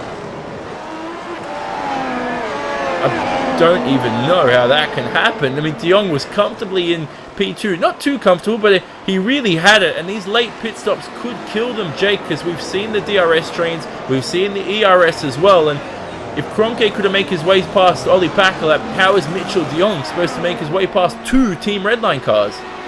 Well, it's very difficult for him, even if he can manage to get his way past one. Right now, it is in your net race. It is a red line lockout at the podium at the moment. But Mitchell de Jong's got to fight, and he is a really big fighter. He might have lost just 2 seconds in the pit stop, but now he's got to focus and fight and make sure that he can get Pakala out of slipstream range so he can attack Usiakala. So Jeremy Buitaloop leads this race. He's led a couple of laps so far, and he's going to be searching for that pit box soon. It's lap 35 of 69. We've crossed 50% of the distance through. So Buitaloop does lead by 4.7 seconds ahead of Paul Ulbrink, the two Radicals Online cars in P1 and 2. But our effective leader, Gregor Hutu, is currently in P3 for Team Redline, and Jake Sterios behind for Inex. They have had a bittersweet race. Very strong results for Sturgis and Price, but right now I think for Joni Tomala, he's really going to have to think about improving his consistency for next round. He wasn't the strongest driver last year, Rachel. Had a number of DNFs. I think the most DNFs, or the second most DNFs last year of the whole season. Yeah, absolutely not a great series for him. But, of course, it's definitely going to be an interesting evolution to see what will come from this. Really not what we're used to seeing, and, of course, it's made a big change. So Buitaloop continues away as Gregor Hutu sets the fastest lap of the event, a 1 minute 8.745. The fuel decreases, Jake, different to last year in the Williams FW31. No refueling this year in the rulebook. Fresh tyres for Gregor Hutu, and that lap time incredibly quick. I mean, no other driver on the racetrack was even in the 1 minute 08. So Hutu's got at least 3/10 up on the whole field. I think he's not just walking away, but he's sprinting away with the win here if he can keep it together. Gregor Hutu is romping towards what will be a very memorable win here at Phillip Island. He's doing everything right. He is closing up onto the back of Paul Ulbrink, who's in second place right now. And just look at the gap. It was 1.5 seconds, and now it's down to nothing in the space of the lap. Ulbrink comes in, and now Gregor Hutu can really release his inner drive because he's got clear air once again. Yeah, so Paul Ulbrink pits for the Radicals Online team. Buitaloop still leads for the same Radicals Online team, but Buitaloop right now, we've seen a great resurgence of Jeremy Buitaloop because the end of last year, much like Sebastian Job, Rachel, it seemed that Buitaloop took a step ahead in terms of performance and skill, racecraft, everything in general. And I think for Radicals who need a driver like that on the team, Buitaloop can really step ahead and lead this team. You know, you've got Umeshima as well, don't forget Paul Ulbrink, lots of other drivers, Moga Filio, who unfortunately today's had a poor race. He can be really strong on the right day. Yeah, he certainly can, and the Radicals as a team have been somewhat overshadowed in the past by the likes of VRS, Chronosport Sport and Team Redline, but they have a really potent team. As you said, Jeremy Buitloop is one of those guys. He is really good. He really is good, and given the right car, he could do a lot of great things. And of course, this car does seem to be suiting him a little better. He is finishing a lot further up the field at the moment, so these guys have to take advantage. They have to boost their own personal morale, realise they can get out there and win races. I mean, we've seen these guys running in endurance series. They are fast. They can beat Commander. They can beat Redline. Time to step up in this car and do the same thing. They are capable of it.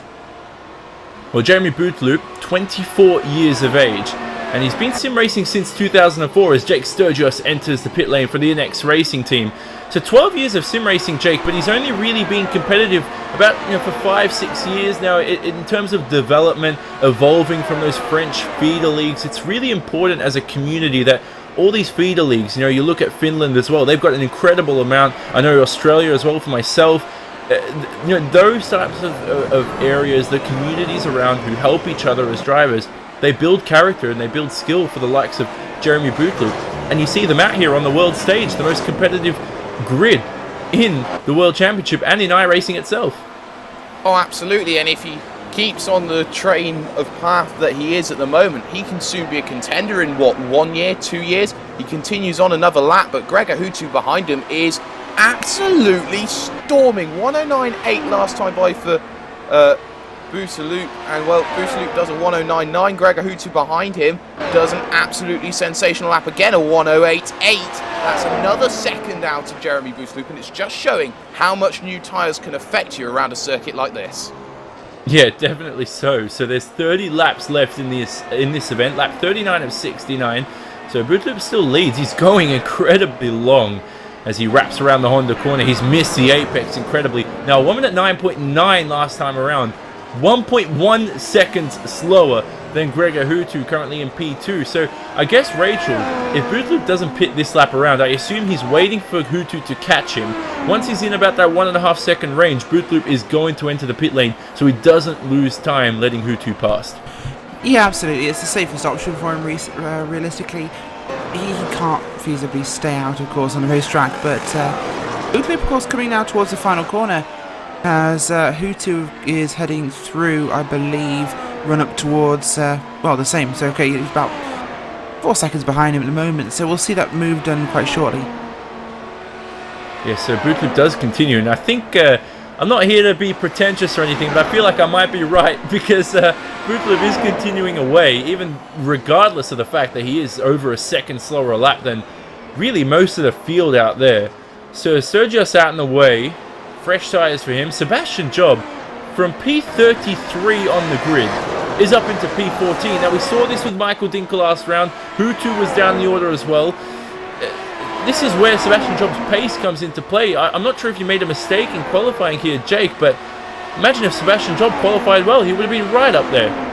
Oh, absolutely. He showed his pace at Interlagos with a second place finish and proved exactly why he is one of the brightest stars in this series at the moment, and he's caught right onto the back of the 11 car of Jake Sturgis as well, and he'll be looking to try and make that move sorted and try and get himself back up 20 positions up from his grid slot he started it today. Yes, as Jeremy Buitloop finally enters the pit lane for the Radicals Online team, and very cautious on entry as well. 72 kilometers an hour on the pit limit. And he's searching for that box as well. So Jeremy Buitloop, he's maybe feed out down the order. I'm having a look at Graham Carroll in P8, 22 seconds away. So Jeremy Buitloop, this will be very interesting for him. Carroll's crossing the final corner now. Behind Carroll, it's Patrick Holtzman. Haven't spoken about him much today, but he's in the top 10. Good race from him. Jeremy Buitloop out and away. Could be side by side. Oh, Carroll swings past Jeremy Buitloop, the Frenchman. And I think he might just stay ahead of Patrick Holtzman. So Buitloop down there in P8. So finally, everybody really has pitted in the field. Yes, they have. So Jeremy Buitloop, the last driver to pit. And we look at the standings so far. Hutu here on lap 41 of the event leads by 11.5 seconds ahead of teammate Ollie Pakala, who's ahead of teammate Alexei Usiakla in P3. It's a team red line 1-2-3 in this event for round 2. Mitchell de Jong in P4, Martin Kroenke P5. The two Commander Simsport cars Poor pit stop phase, very slow stop as well. And they've fallen down the order. Isaac Price for iNEXT Racing. He's trying to claim what Yoni Tomala could have had. He's currently in P6. Graham Carroll for Apex Racing UK. What an incredible job for Graham Carroll, the Pro Series winner. He's currently 2.9 seconds behind Isaac Price. 1.2 seconds behind him is Jeremy Buildup, who just exited the pit lane. They're rounding out the top 10. It's Patrick Holtzman and Paul Ulbrink. You can see the rest of the grid on your screen as well, or the rest of the standings, I should say, on your screen as well throughout the event. But Rachel, as we approach the closing stages here, this is where mental strength comes into play. It's so important in sim racing. I'm going to bring up Atsei Kirchhoff all the time. He speaks about breathing, and he speaks about composure. Right now, Sebastian Job, who's got the DRS and the ERS as well, he flicks it on at the end of the straight, I think, and he gets straight past Jake Sturgis for P13. But composure, Rachel, as we see with Sebastian Job, incredibly important for mental strength. Yeah, it certainly is, and what a move from him, of course. This driver's a young guy, you know, he's 16 years old, and he's already shown a lot of maturity this season, and he's shown a lot more at the moment with the way he's picked his way past most of this field. He started 33rd. He's currently running in 13th. That's 20 positions gained. That's exactly what we saw from Gregor Hutu, the 5-time champion last time out at Interlagos when he came up from the back. This guy, he could feasibly enter the podium. It may be doubtable, but he can get into that top 10, I believe, for certain. He is incredibly good this season. What a talent. Definitely one I'm going to be tapping to win at some point. Definitely so, but we will take a short little ad break here on lap 43 of the event. You're watching the 2016 iRacing World Championship Grand Prix Series Round 2 from Phillip Island. Don't leave us.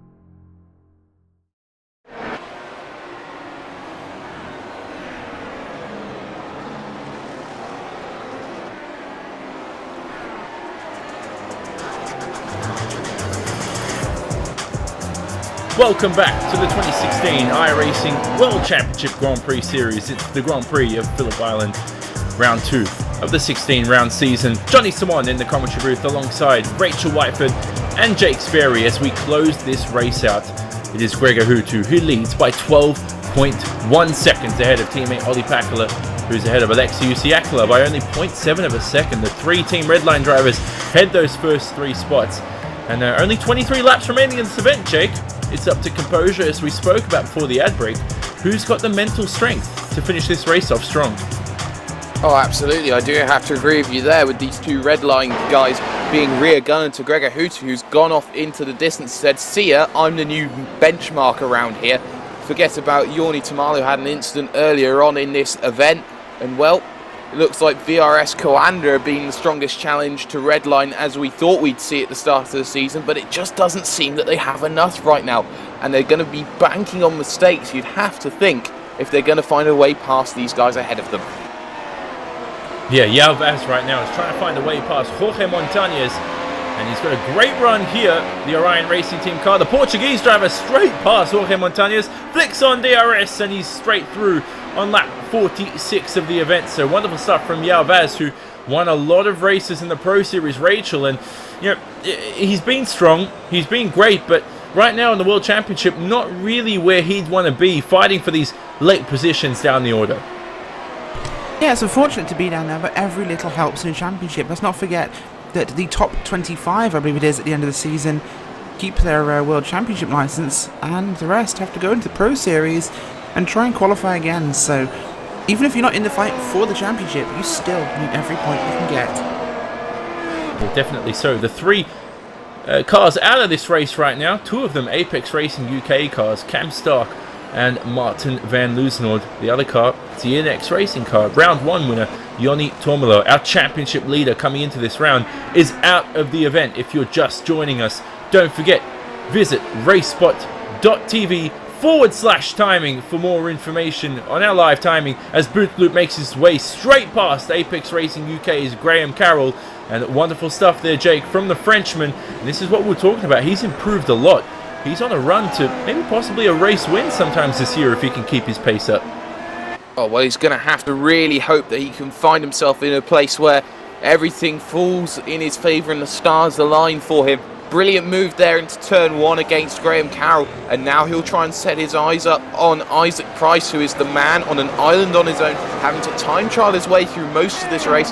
And, well, if you're in that situation, Johnny, I have to think that Isaac Price will just be trying to concentrate that a little bit more, but maybe, just maybe, his concentration might be lacking a little bit compared to other drivers who are constantly having to battle. Yeah, well, let's see. Well, I did speak to Isaac during the week on the Simon Racing Report podcast, and he had a lot to say about all the hard work the team put in, the fact that Yoni won the race, and he was a little bit frustrated to find, you know, how is he lacking so far behind in terms of speed. But I guess he was a little bit hard on himself, Rachel, because he's still up here in P6 in this race, despite Preston and Tormela not being up there in the top 10, which they should have. Price still has some incredible pace. He's only 20 seconds behind the 5-time world champion Gregor Hooter. That's really impressive. Yeah, it certainly is, of course, and well, to be in that sort of position around Gregor Hooter and seeing the points fight is a major advantage for these guys. But you know, we've seen a definite sea change from round 1, where we have 3 redline cars ahead of 2 guys from VRS Coanda.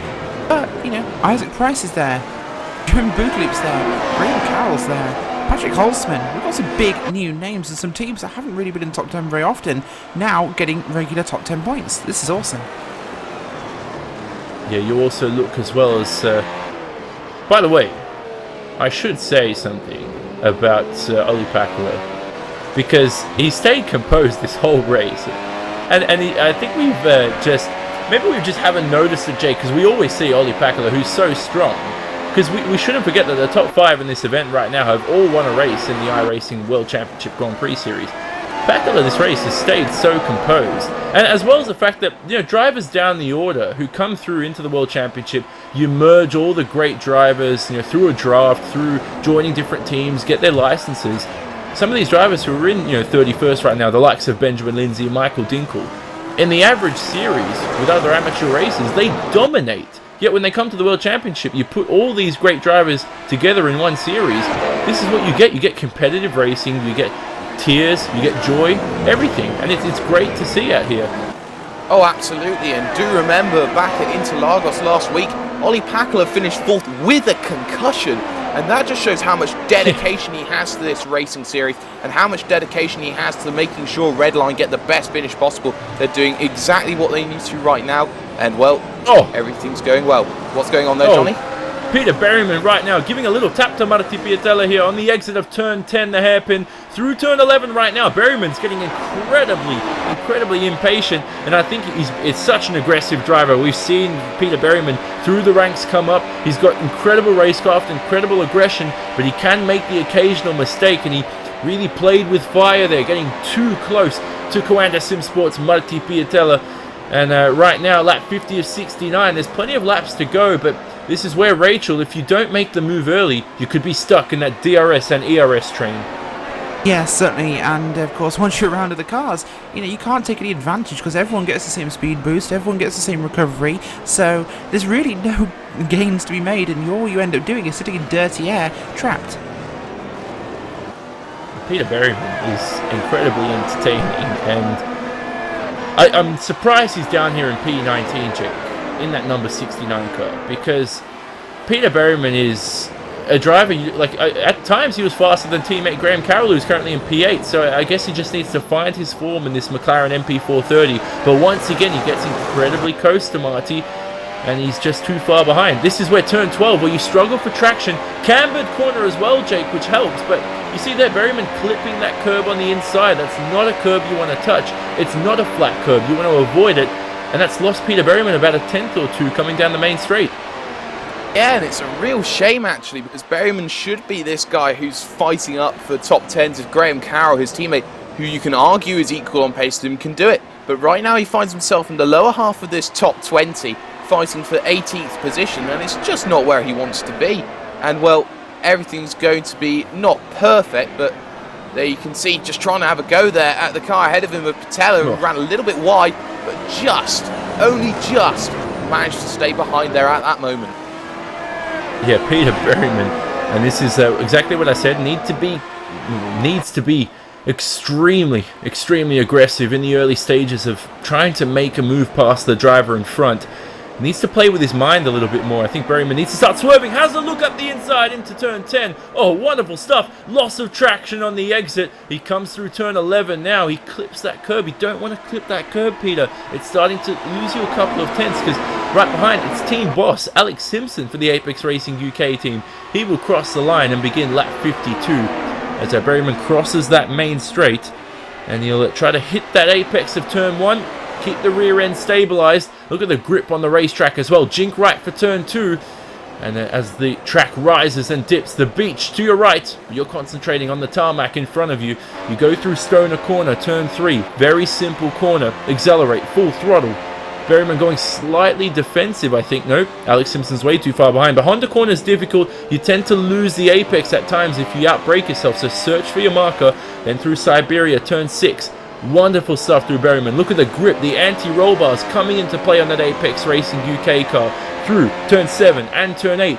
Only the bravest go side by side here. We saw it with Kroenke, I think, earlier in the race.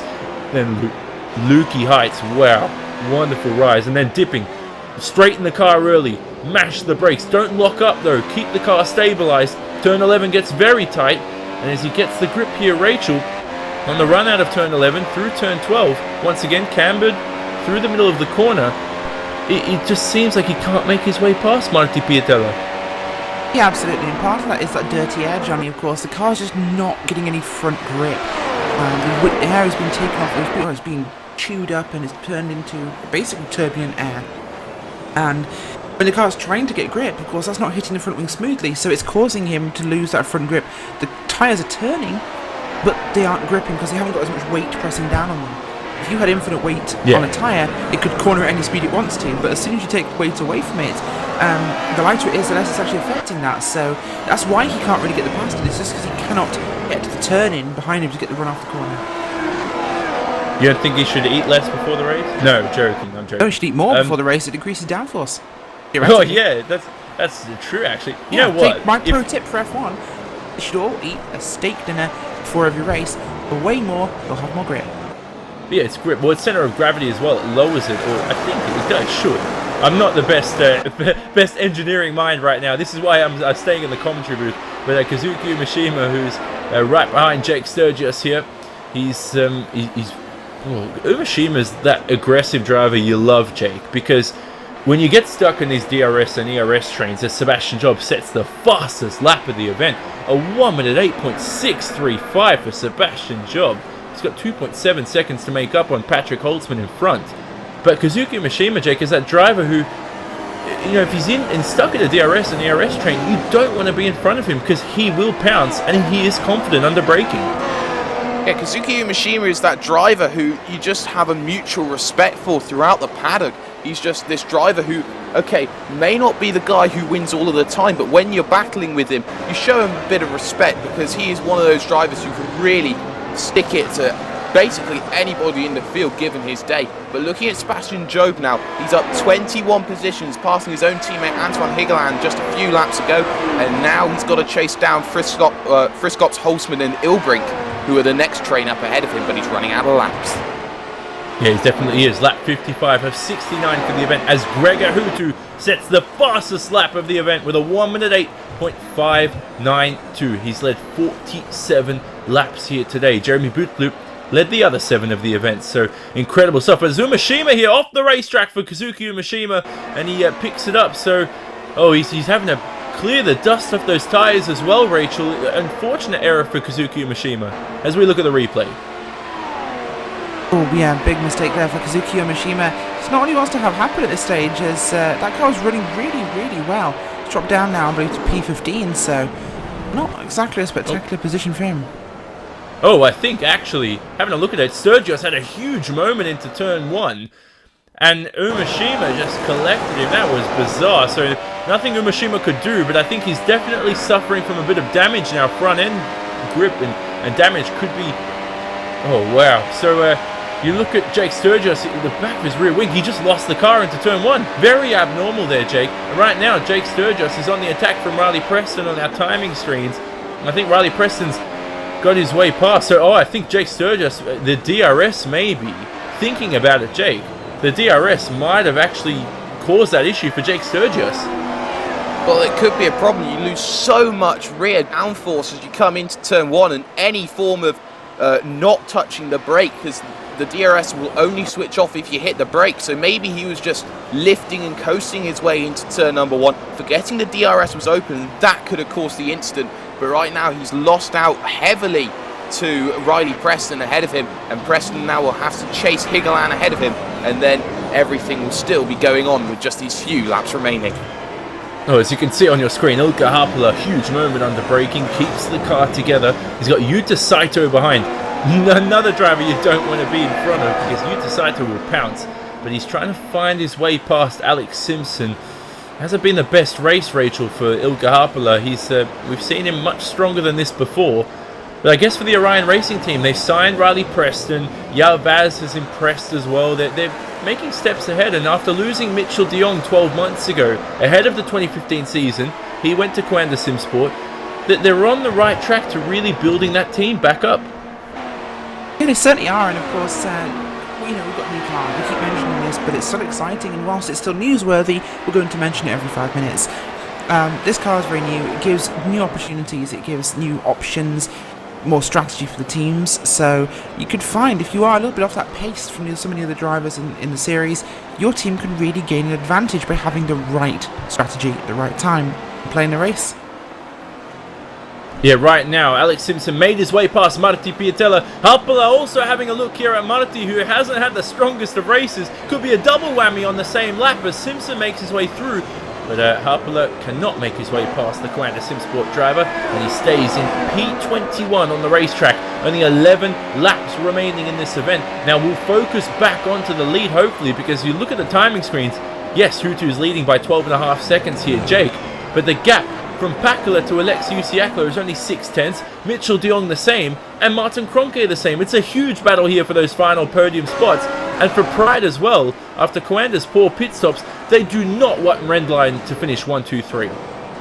And the fact that Ollie Pakula is setting up this really consistent pace in the high 1 minute 8, low 1 minute 9s, it's just being that factor which is just really pulling along. As you can see, de Jong trying to get close to Alexei Usiaklo, but you can just see how far Gregor Hutu's ahead. I think I've seen someone in the chat go, Ron Dennis, we need Hutu set up right now for a new car. So, oh man. Well, McLaren need as much. Well, they've taken a step ahead. We'll speak about that another time. For now, though, with 10 laps to go, as Hutu crosses the line, he does lead by 12.5 seconds. He's led 51 laps in this event. Incredibly impressive. And he's in the 1 minute 8.8 as well. I think he's faster than any other driver out on the racetrack. Ollie Pakula in P2, 12.5 seconds, yes, behind Hutu, as I mentioned. He's only half a second in front of Alexei Usiakala, who's ahead of the two Coanda SimSport cars of Kroenke and De Jong, or De Jong and Kroenke, the other way around. The rest of the top 10, it's Isaac Price, Jeremy Bootloop, Graham Carroll, Paul Ulbrink, and Robin Friskops. You can see the rest of the standings on your screen as well at the top. Don't forget, you can still visit racebot.tv/timing for our final laps of this event. View live timing. You can also visit racebot.tv, the website. Lots of information there for future broadcasts as well as this event on Racebot TV. Stream live on iRacing Live. Sebastian Job right now is, I think he's incredible battle here. Jake is through right past Robin Friskops for P10. Well, for P11 actually, but what a brilliant move there that was from Sebastian Job. He is giving everything in this car, and he is still not willing to give up on a top 10 finish. He's done it brilliantly down past Holtzman into Honda, and now he'll be looking to try and keep that pressure up as he looks to try and close in on Friskops, looks to try and close in on Ulbrich. But the fact that he won't have the slipstream, he's got 3 seconds to chase down in 10 laps. Well, it's a difficult challenge, but the way he caught Holtzman, I think he can do it with Friskops and Ulbrich as well. Yeah, let's see how he manages his ERS come the end of this event. He's going to just use all of it as much as he can, Rachel, because there's not that much time remaining, and he's 6/10 faster than Robin Friskops last lap around, so Job can certainly do this. Started P33, currently in P11. The young man Sebastian Job, one of the youngest drivers on this grid, could certainly make his way past here. Only 15 years of age, he's really impressing. Yeah, Johnny, this is super impressive work from him as, we're coming down just under 10 to go now, and what a performance today from Sebastian Job. He's moved up over 2/3 of the grid, 33rd to 11th, and he is catching P10. He can get a top 10 result from the back of the field at Phillip Island of all racetracks, Johnny. If people say you cannot pass in Formula 1 or that we have DRS trains, all we need to do is point at drivers like Sebastian Job. He has come from the back. He has climbed 22 positions at the moment. 22. At a track that's difficult to pass at, in cars that apparently can't pass. The Sebastian Job clearly doing something right here, as he is now in visual range of Robin Friskops. Yeah, this track really is designed for... It's like a perfect circuit for motorbikes. I can see why MotoGP come here almost every year right now, because, I mean, it's just a beautiful racetrack. Beach to the right as well. I've been to this a few times. I only live about 2 hours away, 2-3 hour drive away from Phillip Island, only half an hour away from Albert Park. So 2 tracks I've seen quite a lot as well throughout my lifetime as Preston. Now, if you're wondering about Australian Riley Preston, who was caught up, unfortunately, with that incident with round 1 winner Yoni Tamala, none of Riley Preston's fault. He is in P14, trying to make his way up into the top 13. Now, I throw this dilemma into you, Rachel. Ollie Pakula in P2. I have a feeling that if he could break away from Alexei, he wouldn't want to. He'd want Alexei to keep that DRS. He knows that Usiakala is not going to try and pass Pakula come the end of this race. Why don't they work together and keep those 2 Coanda SimSport cars behind? Yeah, absolutely, of course. It's going to be a job for them to keep the Coanda cars behind them. Of course, they could possibly do it, but Johnny. Yeah, Riley Preston straight past Anton Higlin, as I said that. So, excuse me for cutting you off there, Rachel, but Riley Preston up into P13, and he's revitalized his race only a little bit. And the Orion Racing team having a little bit of pride here to finish this race off. They could have been right up there in the top 5. But as we focus back on that top 5, Rachel, yeah, as I said, it could be an interesting dilemma for the Red Line team. They do not want to fight and cost themselves a potential 1-2-3 finish. After, I mean, what a way to finish round 2 as well. After that shambles in round 1, all 3 cars coming together at turn 1, lap 1. Now you could finish this race in 1, 2, and 3, sweep the podium. Well, to finish first, to finish on the podium, apparently you all have to be finished, because we are looking at an all-finished podium at the moment, which is quite the achievement at the moment. But Well, Olli Pakala and Lexi Usiakola are right in the clutches now of De Jong and Kroenke. Those two guys from VRS Coanda are dogfighters, so we could be looking at 6 laps of carnage here as we see some movement going on as one of the Coanda cars getting out of the way. I say lap down car of, I believe that was Andrew Borcher it was. He's clearing out of the way very quickly for his teammate. It says they go on the attack now, looking for podium finishes. God, we haven't spoken about Andre Borcher. He's having a horrid race down in P30, and we've seen much better results from Andre Borcher. Hopefully he refines his form and his good results from last year. He's definitely a top 10 driver in terms of finishing and potential. We saw Andre Borcher in the championship as well last year, Jake. I mean, he did finish 7th in the championship. Really the only person who isn't a race winner last year that was the highest up, if it makes any sense. That doesn't make any sense. My point is, in the end, Borcher really needs to refine his form here. Well, he does. He didn't find a podium last season. I think he was up fighting around the likes of Hugo Lloris. And, well, everything going on right now, he's a lap down and he really didn't want to be. And he's just got to go and find something within himself, really, if he wants to come back and be this guy who can challenge these top 5s. We know his pace. We know he's as quick as De Jong and Kroenke and Hugo Lloris. He just needs to go out and prove himself once again, because at the moment it just doesn't seem to be working. Yep, only 5 laps remaining in this event, so lap 64 of 69 when Hutu crosses the line, and he's got a 13-second lead. Should be lights to flag. That's a car off the racetrack, and they're rejoining as well. Not sure who that is. It might actually Benjamin Lindsay down in the last position, so horrid race for him. But a big shout out to iRacing with another successful round of the iRacing World Championship Grand Prix Series. Big thanks to Anwern Design for our graphics packages, our sponsor as well.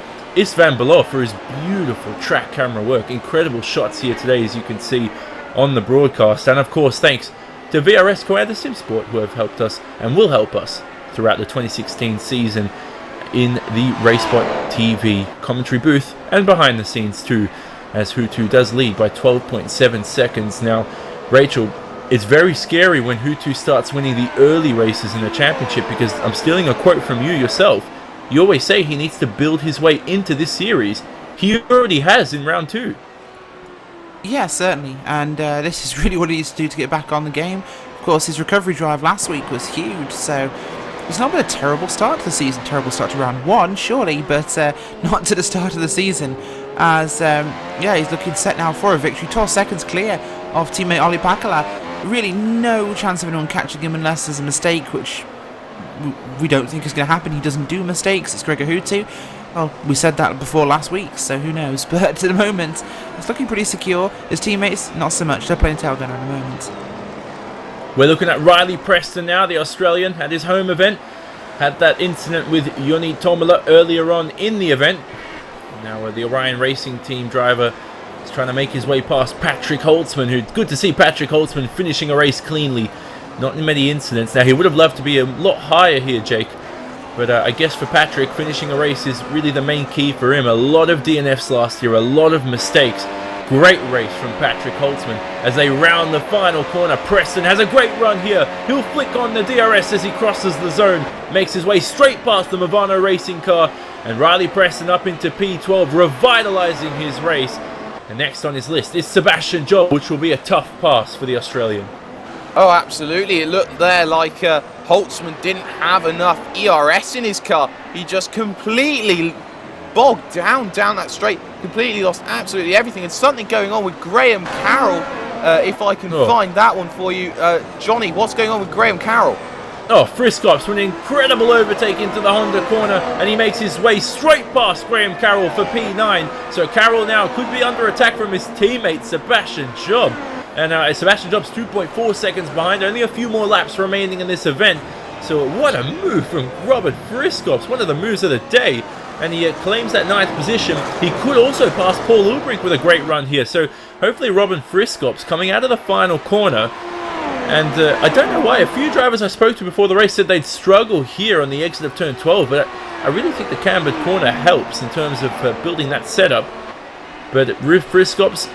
He's 4/10 slower than Ulbrich while making that pass as well. So Sebastian Jobs only 1.8 seconds behind Graham Carroll. Could be a huge double whammy in a couple of laps here, Rachel. And I guess Sebastian Job just has to keep his composure because his teammate is in front. Is he going to make a move? Who knows? Yeah, absolutely. It's going to be great to see if they can catch each other at the moment, but that's going to be a real telling story, watching teammates fighting teammates, but it does seem as though Graham Carroll is really dropping off quickly. The timing's actually gone from him being ahead of Robin Friscops. He's lost 2 seconds in that lap, so problems for Graham Carroll. Is he having to save fuel very aggressively? Yeah, it could be ERS management as well. I feel like some drivers haven't managed the ERS left in that car. Once you reach about 20% left, there's just not enough power as you come out of the corners and you can't defend on the straights. Some drivers losing about 20-30 kilometers an hour on the straights. It's incredible. I think Marti Piatella being one of them. But one of those drivers who has managed his DRS well, Jake, is Gregor Hutu. Fastest lap of the event with 2 laps remaining. A 1 minute 8.510. Incredible time. And this is why he's a 5-time world champion. Oh yes, and Jobs just gone through on Graham Carroll. What a move. The overspeed was insane. What a move from Sebastian Job. He puts himself in the top 10. But Gregor Hutu is on his own, out ahead, out away. Fastest lap after fastest lap. You can't touch him. You cannot touch him. And it just seems that there is a 10-foot barge pole between him and anybody else in the rest of this field right now. He's showing dominance. Yeah, Carroll right now is either suffering with his ERS is just depleted, or he's struggling for fuel. The same way we saw, I think it was Olli Pakala last round with a dragging side pod from that incident in the early laps of the event, as well as fuel management. So as Hutu begins the final lap of the event, Rachel, more importantly, Pakala and UC Akala have broken away from the Quanta Simsport drivers. Both De Jong and Kroenke are over a second behind the 2 Redline drivers now. Yeah, they've also probably had to save a little bit here because everyone's been pushing pretty hard, so I think this is definitely a fuel issue perhaps, or like you say, it could be the ERS, but they've definitely dropped off a huge amount, as did Carroll, so some drivers pushing a little too hard in this race, it seems. We've had numerous cars dropping back, Johnny. But for Gregor Hutu right now, he rounds towards the final few corners on the racetrack, past Lukey Heights, through the turn 10 hairpin, now through turn 11. It's taken 2 rounds to get back onto the top step of the podium, but Hutu, as he rounds that final corner, keeps the car together. He will cross the line and win his first race of the 2016 season. Gregor Hutu wins for Team Redline, round 2 of the championship. Olli Pakala, we wait for him to cross the line in second. He comes through now, and Pakala will come home, makes the red line 1-2. But don't forget, Alexei Usiakala crosses the line. It's a team red line 1-2-3 as Hutu, Pakala, and Usiakala sweep the podium. Mitchell de Jong and Martin Kroenke come home in P4 and 5. A disappointing result for them. They could have potentially been up there for those final few podium positions. Isaac Price, what a result from the NX Racing car. P6 for Isaac Price. Great start to the season. Jeremy Bootlip for Radicals in P7. Then Paul Ulbrink, Robin Friscott, Sebastian Jones cross the line as Graham Carroll is slow. Incredibly slow. He's being passed by other cars. I think it's fuel. I'm listening to his car. He's definitely running out of fuel. Yeah, so that's why he was passed so easily. There we go. Berryman passed as well. Oh, there we go. Carroll crosses the line and he parks his Apex Racing UK car. Berryman, I think, unofficially crosses the line in 16th. Oh, wow. He could have ended up with a top 10 result had it not been for his fuel issue. The same, similar to Olli Pakala last round. But Gregor Hutu wins here, Rachel. What a win for the Finn. Incredible stuff here. And he wins his first race of the season.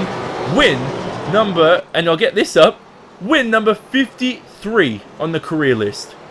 Yeah, absolutely incredible result for Gregor Hutu. Not that we expect any less from the Flying Finn himself. An amazing performance, but, you know, we can't really get too excited because we are so used to this. It's great to see him back in victory lane, but at the same time, it's where we do expect to see him. So, another race, another Gregor Hutu win, and, well, some last lap drama. Yeah, now we always have it in the iRacing World Championship Grand Prix Series, where we look at the final results for the race. It is Gregor Hutu who takes the win. An incredible win for Gregor Hutu. Win number 53 on the all-time list. Olli Pakala comes home in second, and teammate Alexei Usiakala comes home in third. A team red line 1, 1-2-3. A clean sweep of the podium. What a way to bounce back after a poor first round at Interlagos. Mitchell de Jong and Martin Kroenke head home in P4 and 5. Poor pit stops for them really summed up their race. They had incredible potential and speed. Good thing for them, they've rectified their issues from last round. Isaac Price in 6th. Great result for him. Then it's Jeremy Bootloop, Paul Ilbrink, Robin Friskops, and finally Sebastian Job from 33rd on the grid comes home in the 10th position. Riley Preston in 11th after that incident with Joni Tomila. Patrick Holtzman, good to see him finishing a race cleanly in P12. The rest of the drivers on your screen. Big names as well. Alex Simpson, team boss for Apex Racing UK. Not a strong round for him. All the way down in P20. Marti Piatella only 0.1 of a second ahead of Dion Burgess across the line. And you'll see down the list as well. A few DNFs for you. Benjamin Lindsay, David Corpse, Cam Stark, Martin Van Loosenord, and finally Joni Tomila. For now, that's the race all but wrapped up. Join us for post-race coverage next. You're watching the 2016 iRacing World Championship Grand Prix Series live on RaceBot TV, streaming live on iRacing Live.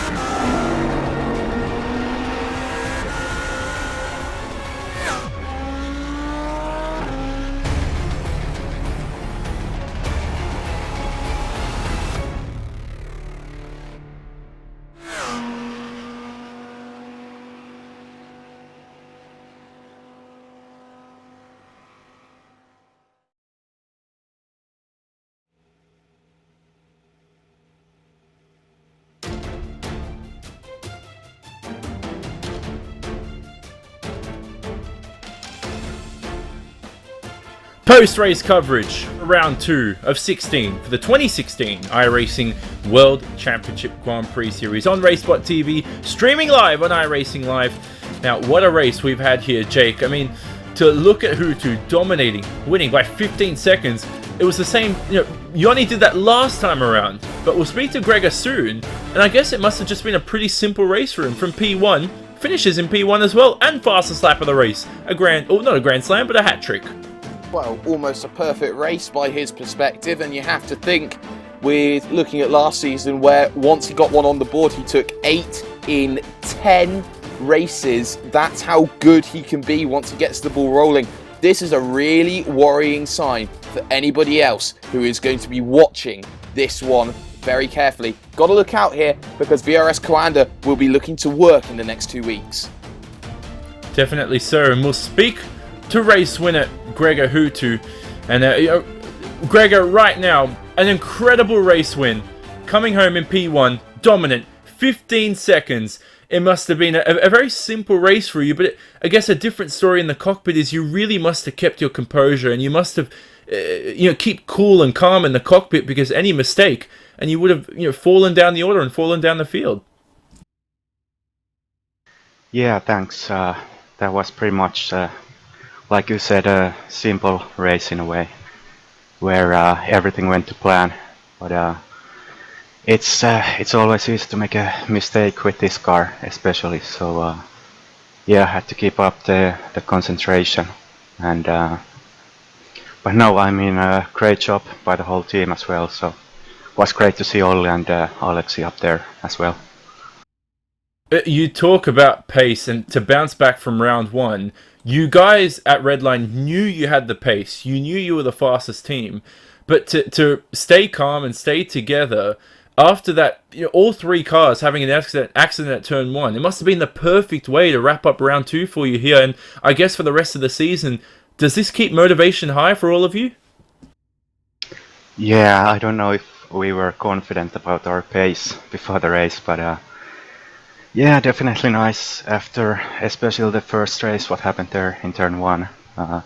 It's nice to get this result for the whole team. So yeah, definitely gives us some confidence for the next races. Finally, save all your sponsors, your thank yous, and any thank yous in Finnish as well if you need to. Just would like to say thanks to Fanatec and OKO, and see you in 2 weeks. There you go, Rachel. Gregor Hutu, who claims this win so easily. You're alongside Olli Pakala, who I believe did come home in P2 this race. And for Olli, I mean, an incredible race, Rachel, as you speak to him now. I didn't know somebody could say something 3 times in a row, but thank you, Johnny. I am here with Olli Pakala. Olli, race day, you come home second step on the podium, but it wasn't always that easy, of course. You did gain hugely from the fighting that happened between the guys from Coanda, and of course the racing we had on track with Joni Tomala, and of course the driver that came home finally recovering in P number 11, Riley Preston. Yeah, it wasn't easy race for me, definitely. I don't know why it is, but I've always 2-3 tenths behind everybody in the Phillip Islands. So I was struggling with the pace from the very start with the preparation. But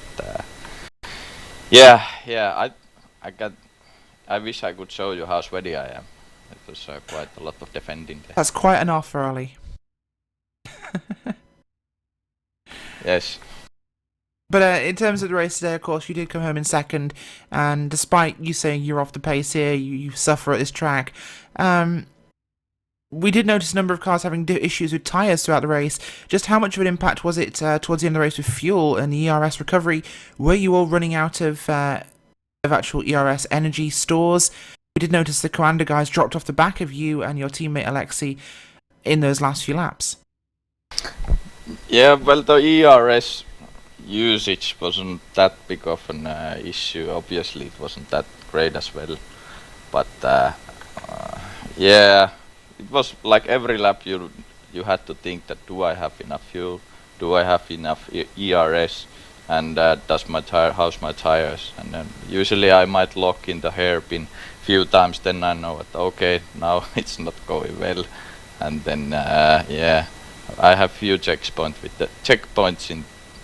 the DRS that I know that okay, this lap I can go a bit more different fixed mode, and that lap I can do that fixed mode. But it's like balancing the car every place all the time, so it's quite tense. As Fernando Alonso once said, you drivers have become pilots with these cars and new advanced systems. And well, congratulations on coming home in P2, Olli. Thank you for joining us, and we'll head back to Johnny in the booth.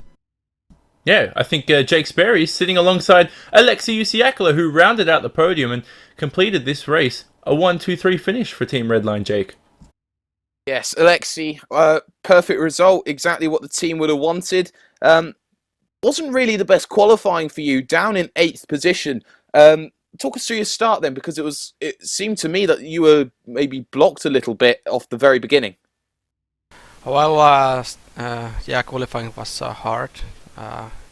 I didn't practice enough, so yeah, luckily I got top 10 qualifying, so everything was open for the race still, and everybody have had a good race pace, so you just had to try some different bit strategy. So everything went better than expected, but start was pretty good. Yeah, I got a good launch, but there was no room to make it really wide, so had to back it off.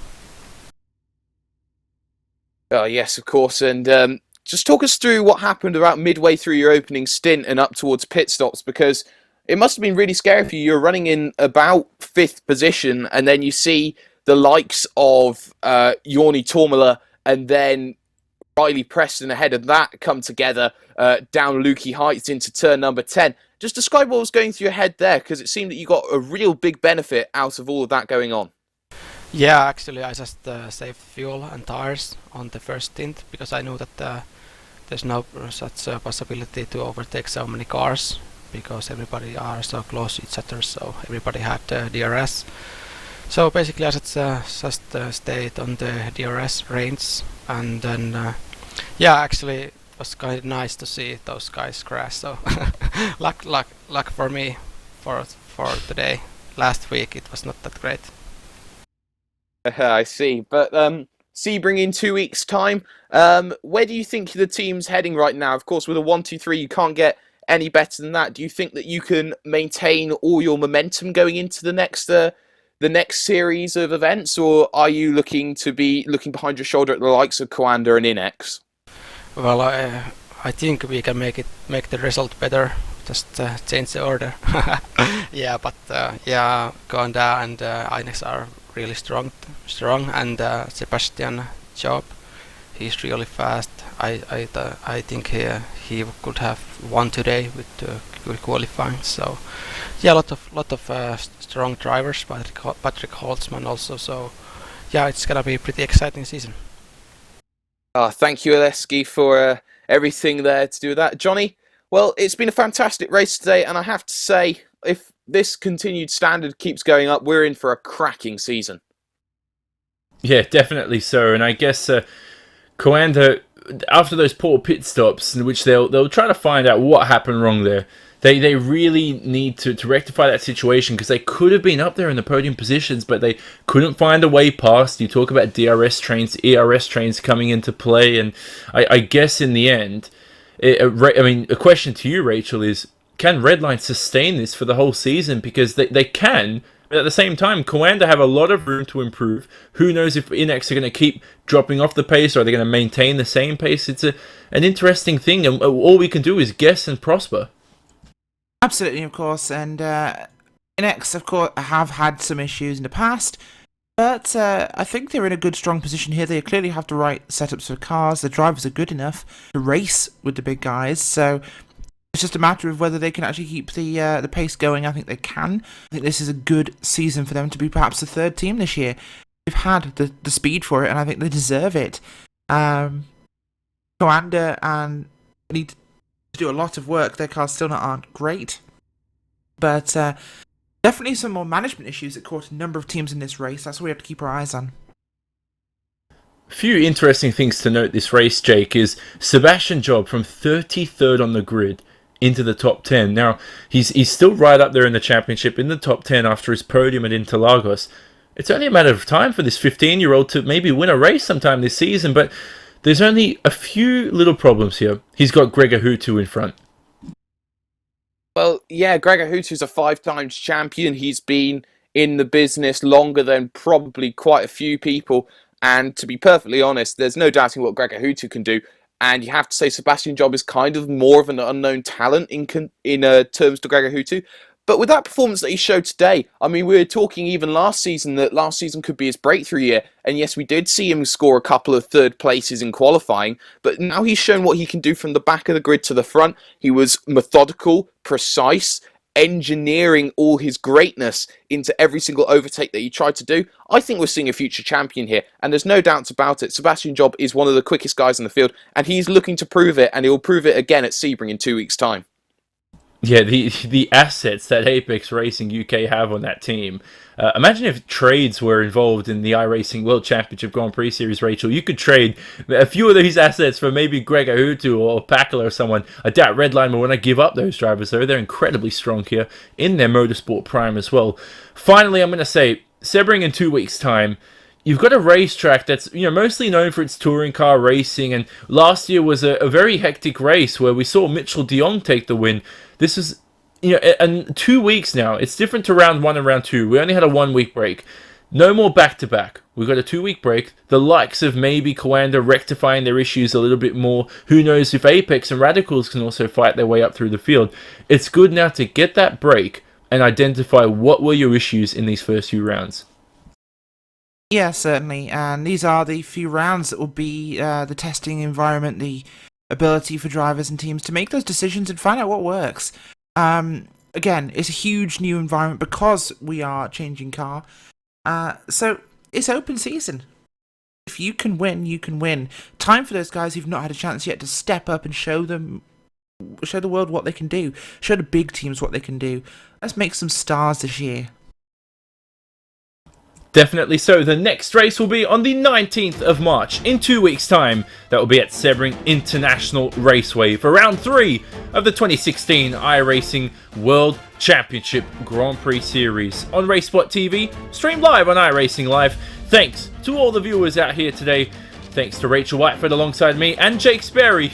This has been a RaceSpot TV presentation broadcasted on iRacing Live. Thanks as well to iRacing and One Design, Istvan Below, and of course VRS Co-Anderson Sport, our sponsors. For now, we'll say so long and see you in 2 weeks' time.